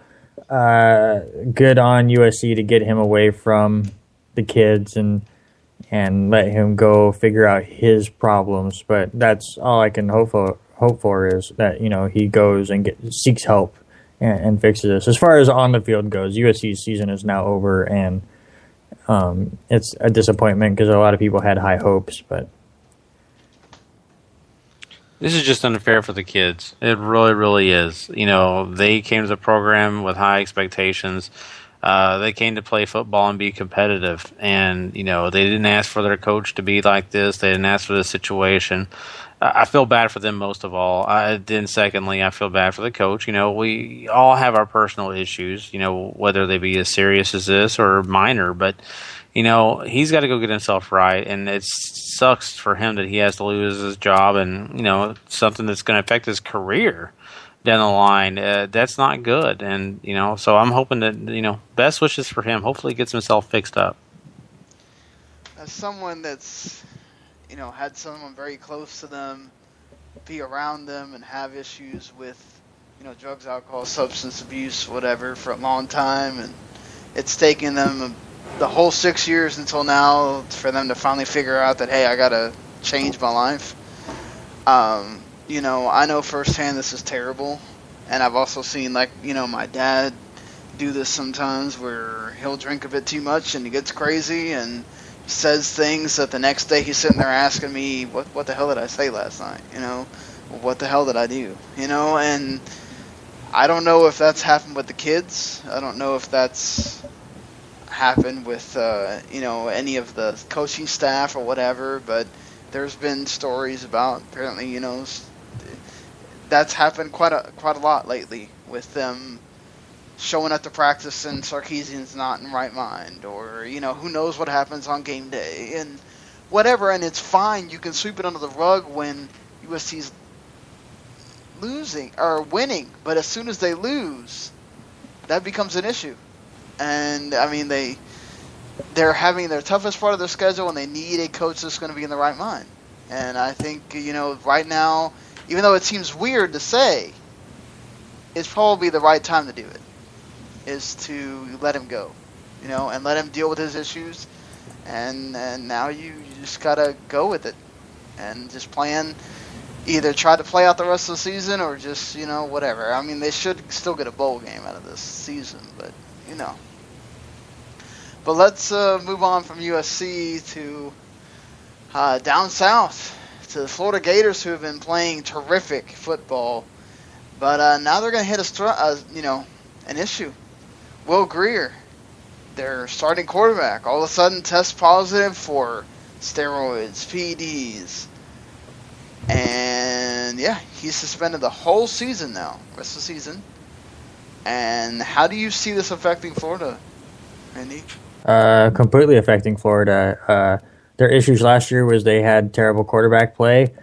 He's come in and has played extremely well, and they are 6-0. So you lose your starting quarterback, and you're playing some very difficult SEC teams. I believe, I want to double check that it was this week and not next week. Yes, they play LSU this week. Ooh. So great timing there. So yeah, this completely kills any championship hopes that all of a sudden they had. They were kind of one of those surprise teams this year, and it's disappointing. And you could kind of hear in his voice during his press conference today how disappointed in himself he is.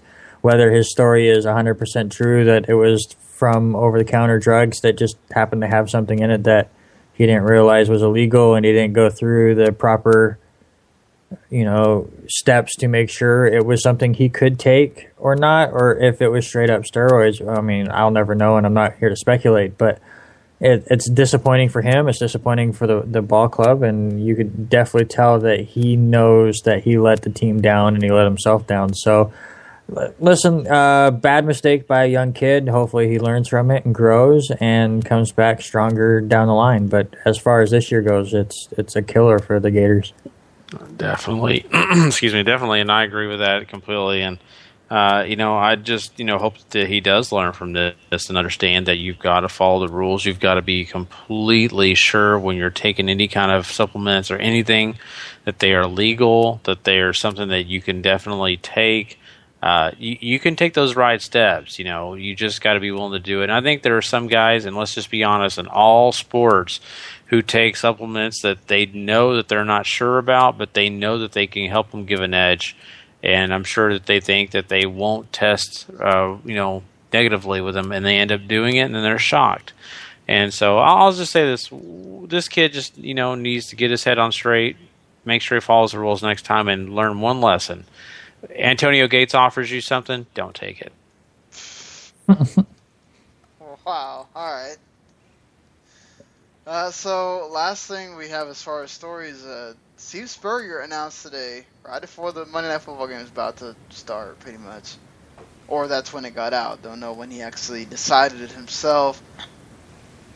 He's retiring, effective immediately. South Carolina's 2-4. Weird that it isn't till the end of the season, right? Just that he's doing it now.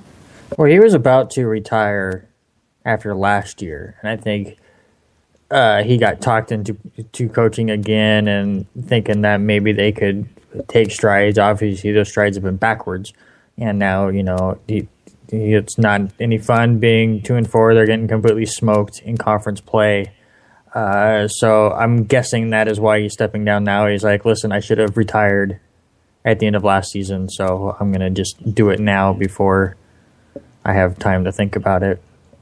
Yeah, or before those controversial videos come out, So, hopefully that's not the case. Hopefully it's just him tired. He's an old man. He's ready to go and do other things, maybe Well, it also could be, Sarkisian gets fired for drinking and Spurrier's going, man, I've been lit at every game this year.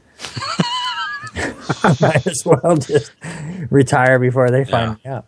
Exactly. I'm going out on my terms, Hulk Hogan. Okay, we brought in Hulk Hogan and Sarkisian on this. So let's get to the games, Randy. Well, before we do that, real quick, I just have to say I love this quote that's on ESPN right now, and it kind of goes into my point that to me it's a good thing that Spurrier's leaving, just because he's always been a great quote. He's always very open and hilarious, so I'm pretty sure that we're going to see him on some college game day set somewhere, and to me it's going to be great. But a quote that is on ESPN right now was back when there was a fire at Auburn in the library, and it was reported that it destroyed 20 books. So they asked Spurrier about it, and his quote was, "The real tragedy was that 15 hadn't been colored in yet." Wow. I love it. So get ready to hear lots of those on a TV set near you. It would be my best guess. Well, I have some sad news to report for Gary here. Apparently, Stone Cold is not going to be at that Raw on Monday. Oh, really? Wow, that's a shock. Yeah. Is he just going to be? He's not doing the Brock Lesnar thing? He is. He signed as to be the new South Carolina head coach. Oh, no, that's okay. I get you. Smart move, Austin. But anyway, let's get on to. So let's just hit a couple of these games, and let's just get right to it, guys. You guys warned me. You didn't think they would straight out win, but you knew they were going to be close. I go 7-3 in our pick'ems, but I lose 10 points because your Texas Longhorns pulled the upset. How do you feel about it? I texted Sean and I said, man, I made the dumb decision going against my gut. And not only that, going against my team. And my gut said, hey, the Longhorns are struggling. That means they always beat OU when they struggle. Guess what? They did it just that way. So, they may not win another game this year, but they beat the Oklahoma Sooners, and that's the way the formula works. It was kind of, not a shock, but kind of a surprise because I really thought that this team had kind of given up, especially with all the controversy, players texting at halftime, hey, I should have committed to another college. And, that's never a good thing. So Charlie Strong must have really had some good juju and worked on this locker room during the week. Texas is not my team. I kind of have a soft spot,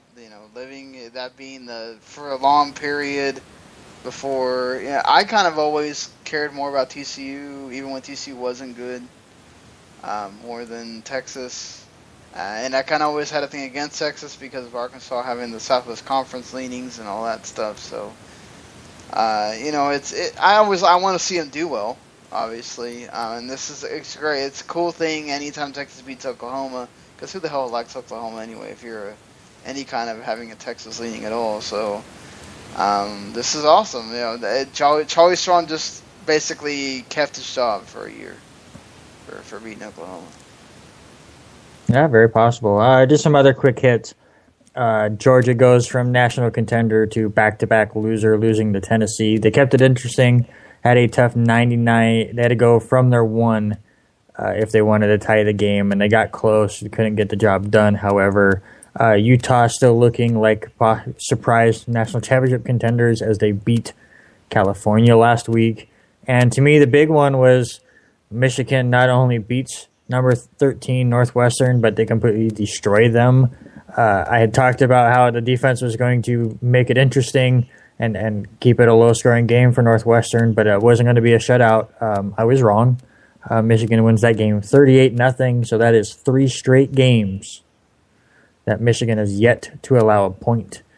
And now they get Michigan State in easily the game of the week now that Florida lost their quarterback. So that's going to be a really interesting one to watch next week. Yeah, it was an exciting game, and well, of course not if you're on the other side of that fence, but for you Michigan fans, you've got to love it. And you've got to be excited about this. They were waiting for this to happen and for good things to happen for them. And so this, hopefully for the Michigan fans, is signs of the future. Yeah, next week is definitely very interesting. You have 3 games between top 12 teams. So some great action all around college football, on top of Arizona State going to upset Utah, because just because they can't win the national championship doesn't mean they're not good. And a weird one again out here in the Northwest. If it ends up on our sheet for next time, but Oregon goes to Washington after losing to Washington State at home somehow. Talk about a fall from grace from the Ducks. Yeah. Ooh. Hey, Sean, do you have any faith this week for them? No, not now. It's amazing to me how we were all saying Oregon this, and all of a sudden. I didn't say Oregon this. I said Arizona State this. Yeah, I was wrong as well. Yeah, don't we all look like quacks after following the Ducks? Oh, man. We're just rolling with these jokes. Gary had that set up 10 minutes ago. Yeah, he did. You know he did. But, yeah, just, no faith at all. So. Okay, what else are we in? All right. That's about it. Speaking of setting up, though, Gary, I need some fantasy help. Hit me up with some sleepers. Okay, I sure will. But before we do that, I want to let you guys know that, you know what, you mentioned Stone Cold Steve Austin going over to another team, but why don't he go home to his alma mater, because they fired their coach an hour after the game. So some other college news that I found very interesting. I don't know about you guys, but no, this week, we're looking at a few sleepers here, and I've got a few guys that, hey, they're not going to help you just completely change your roster around, but they're guys you may want to look at in the future. One of those guys is Chris Thompson, the kid. Yeah, that's right. The Washington running back. There's 3 of them, but this guy is a guy that's good for PPR. He can definitely catch some passes out of the backfield. He didn't do just a ton this week, but it's proven when we watch this game with Washington against the Falcons that they do want him in that situation. They do want him out there catching passes. So I look for him being a sleeper. You may want to get a hold of him, especially if Washington has any injuries with those running backs. He's definitely a great guy to look at. And we got some other guys on this list too that I really, want to mention their names. But before we do, I'm going to preface this. These guys, once again, are not guys I'm saying are going to win you your championship. I'm giving you some heads up, maybe a few names here that you can put and stash away until they do a good job. One of those guys is the receiver you saw out of Chicago this week, Wilson. He looked pretty good this week. He led the team in receptions this week. I look for him, even if Ashton Jeffries comes back, even if Eddie Roll comes back, I look for him to be a guy that's going to be helpful for that offense, especially with Jay Cutler needing second and third options. So don't give up on him just yet. Hey, if you're in a 16-team or a 20-team league, he could be very valuable for your team. So don't give up on him. Just make sure you watch him and see what he can do for you. And I think that you'll be okay. If you watch that Giants and San Francisco 49ers game, you notice one guy, and that is Haynes. He is a former rugby player. He's doing a lot of special teams, but this guy has been put down in the running back situation, especially in third down plays. San Francisco may need this guy more often than not, especially struggling on offense at times. So you may want to stash this guy away too. He may become a great PPR guy as well. And you just never know. They're playing Baltimore this week. They may need him. So, also, another guy that you may want to look at is Jonas Gray. Sean has been telling you about this guy for a long time now, and I'm kind of agreeing with Sean. With a new head coach in the system, and of course, with Lamar Miller not really doing that great this year, they may try to lean on Gray a little bit and see what he can give them. So, you may want to go ahead and stash him away. He may be a great player, and if you're suffering at running back, you may want to go ahead and use him this week. And of course, there's some other players that we want to talk about, and I'll just give you one more. How about that? So I've already talked about a few running backs, and we've already talked about, let's see here, receiver from Philadelphia. That's right. There's a big game coming up here against the Giants. We've seen the Giants defense struggle. Aguilar. Okay, this kid is supposed to be a great receiver, supposed to do a lot this year, has done nothing viable for the Philadelphia Eagles yet. In fact, Huff did a great job this week, but not Aguilar. But I still have great hopes for Aguilar. I think you could even see him do a great job this week against the Giants. So don't fall on him. Don't lose faith. Keep the kid stashed on your roster. If you don't have him, this is the one guy I'll say this week, go pick up Aguilar. You may regret it later on when someone's beating you terribly with Aguilar. So that's my sleeper of the week. There you go, guys. All right, let's just get into it with our power rankings. Gary, what did you? It looks like we're probably going to have a lot of the similar teams. It's when you have all these undefeated teams that keep winning, especially in close games. What can you do really? Yeah, you're right, and that's the thing here. And I kind of looked at you guys because we all kind of share a run sheet here, and we were all kind of going. I'm like, wow, these guys have everybody I wrote down too. But for me, still, it's the New England Patriots at 1. I think that they have to prove to me that they should fall in this, and they had not proven 1 week in 5 that they deserve to fall at all. So they stay at number 1. Green Bay still number 2 because guess what? They have shown that they are great as well. Solid defense. They deserve number 2 at least. For me, the Denver Broncos. I was expecting them to go up, but they really haven't. For me, Cincinnati's the team that rose on my power rankings, and man, after defeating the Seattle Seahawks team with a great defense, that offense has shown me that, hey, they are for real. They are ready to play games, and they are going to play tough. So Cincinnati's my 3rd. Denver is my number 4, though. I'm a little bit nervous now. I think that they could fall out of this top range, but for right now, as we sit, without DeMarcus Ware, and at this time we had him, without him, we'll see if they fall. And number 5 for me is Atlanta. I think that Atlanta's done a great job. I just don't have faith, that they're going to continue it completely, and maybe even stronger some of these teams. I may even see, Arizona may overtake them in my 5th spot.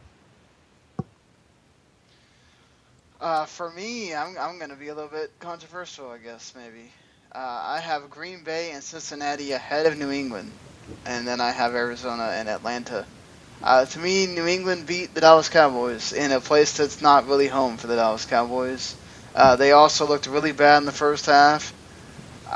So to me, they came back and did what they're supposed to do, but I'm not convinced. I think if the Cowboys are doing that kind of stuff to New England, I want to see a different team, see what they do. Obviously, it's one of those where it's New England, you bring your best, whatnot. But to me, the Packers and Bengals had much better, as far as closer games, and were put in situations where I think they were challenged, and their defense came up big, and the team played a much better, more complete game, especially the Bengals. So I'm giving the Packers because Aaron Rodgers had interceptions. He had a little bit of a challenge, and he still came out and made plays. The defense came out and held the Rams down, and then the Bengals did the same thing with the Seahawks. So even though they were at home, I still think it's a bigger deal. The reason why I have Atlanta at 5 is because Matt Ryan can't play the way he did, and they're going to win anything serious as far as the playoffs. The difference to me is the quarterbacks showed up in all the games, with all the teams that are above Atlanta. Atlanta is not going to keep winning games with Julio Jones not showing up. The running game's the only thing, and the defense kind of doing their thing. Matt Ryan has to play a lot better, so that's why I have him at number 5. But I think you could easily put different teams in different places. Randy? Yeah, I switched mine up a little bit this week. I finally put the Patriots ahead of the Packers. The Patriots number 1 for me, mainly for the fact that I now believe in their running game, so now that makes them, to me, the most complete team. Packers did struggle a little bit, and Aaron Rodgers looked mortal for the first time at home. It's not really a knock on the Packers to drop them down to 2, just I wanted to see the Patriots become more of a complete, well-rounded team and not just Tom Brady and Gronk, and they proved that, so they're my number 1. Packers number 2. I love what Cincinnati's been doing, so I have them at number 3. Yes, Matt Ryan had a bad day, but the defense completely showed up, and I loved every second of it, so I have them as my number 4 team. I think, like Sean said, Matt Ryan will have better days ahead. And at number 5, I have the Arizona Cardinals. I know there are other teams that are completely undefeated still, but I think neither of them are as good as this team. They had that one sad game against St. Louis, but they completely came out in that second quarter and took down Detroit and made that game into a laugher. So that's why they are my number 5. All right, so let's transition that into our Player of the Week, which, just to run it down in case this is your first time listening, previous winners are Week 1 was Carlos Hyde for his Monday night performance. Tom Brady, Week 2, for his incredible performance. Was that the one against the Bills? Or that's the one against, I can't remember which one that was. No, who'd they play in that week that we... On Week 2? Yeah. I think it was the Bills, I'm not wrong. AJ Green for his crazy performance against the Raiders. And Devontae Freeman last week for his ridiculous performance against our Cowboys there, Gary. So this week... That was the Texans who the Freeman got his award for. Oh yeah, Freeman. Yeah, never mind. That was whatever. My brain is fried right now. So either way, Randy and I pick Eli Manning. We watched him just dink and dunk the crap out of the 49ers, and then also win the game on a incredible pass and catch. So Yep, 41 of 54, 441 yards, 3 touchdowns. Yeah, I said live on the broadcast that he was now my Player of the Week unless somebody overtook him tonight. No one even came close. So, Eli Manning, easy for me. Yeah. So, Gary, you picked Tyler Eifert. That wouldn't be a bad choice, I don't think. Yeah, I did watch a majority of that game with Eli Manning, and he did a good job. And hey, a guy that leads his team to victory after basically watching his defense play like terrible. I definitely can see where you guys are coming from, and I understand it. I picked Tyler Eifert because I think that, he showcased his talent. He asserted his will. Andy Dalton probably belongs up there right alongside with Tyler Eifert, to be honest with you, if you ask me. He should give Eli a really big run for his money this week. But Eifert, simply because of that ridiculous catch he made to help continue the drive for the Cincinnati Bengals, and not only that, 2 touchdowns, making Cam Chancellor look like, an average safety. Good job on Eifert. So, but you guys, hey, I'm not disappointed in your pick.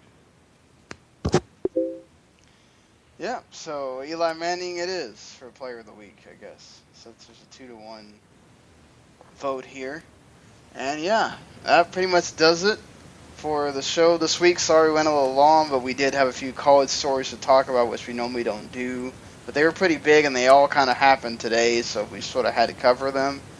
But we will be back on Thursday. If you listen to us doing the Rabbles, we'll do the same thing, kind of come in with 5 minutes left in the game, kind of call the game, kind of talk about some things, and then we'll do a post-game right after on Rabble TV. So just go search for WTM Network on Rabble TV, and all of our broadcasts that we're going to do are there, at least the ones for that week, which we'll always be doing the Monday night and Thursday night post-games, and then we'll have a game of the week that we'll be broadcasting in full. This week it's between Panthers and Seahawks. So if you're around during the Panthers-Seahawks game and you like the podcast, you can listen to Randy and I call the whole game. Just mute your TV and just listen to us. It'd be probably a lot more fun that way. But just give us a follow over there. Make a profile, it doesn't take that long, or give us a like over there. It's all gravy. And speaking of, you can also subscribe, rate, and review either on our iTunes and Stitcher for Spreaker. You can do that on the Podbean via Last Word Radio. You can do it on Spreaker itself. You can leave a comment on this very edition of the podcast if you want to just tell us how you thought this went. And just make sure you hit that subscribe button. That's the important part. If you feel like leaving a rate and review, that's great, but you don't have to. But subscribing, if you like the show, make sure you do that so you never miss an episode. And of course, Thursday night, don't forget either, we'll have an edition of the podcast previewing Week 6 of the NFL, having all of our questions, making all our predictions, and of course doing some predictions for college football Week 7 and whatever else is going on aside from the Thursday night game as well, which should be an interesting Thursday night game, Falcons and Saints. So, are we all picking Falcons for that, or somebody gonna pick the Saints? No, I got Falcons.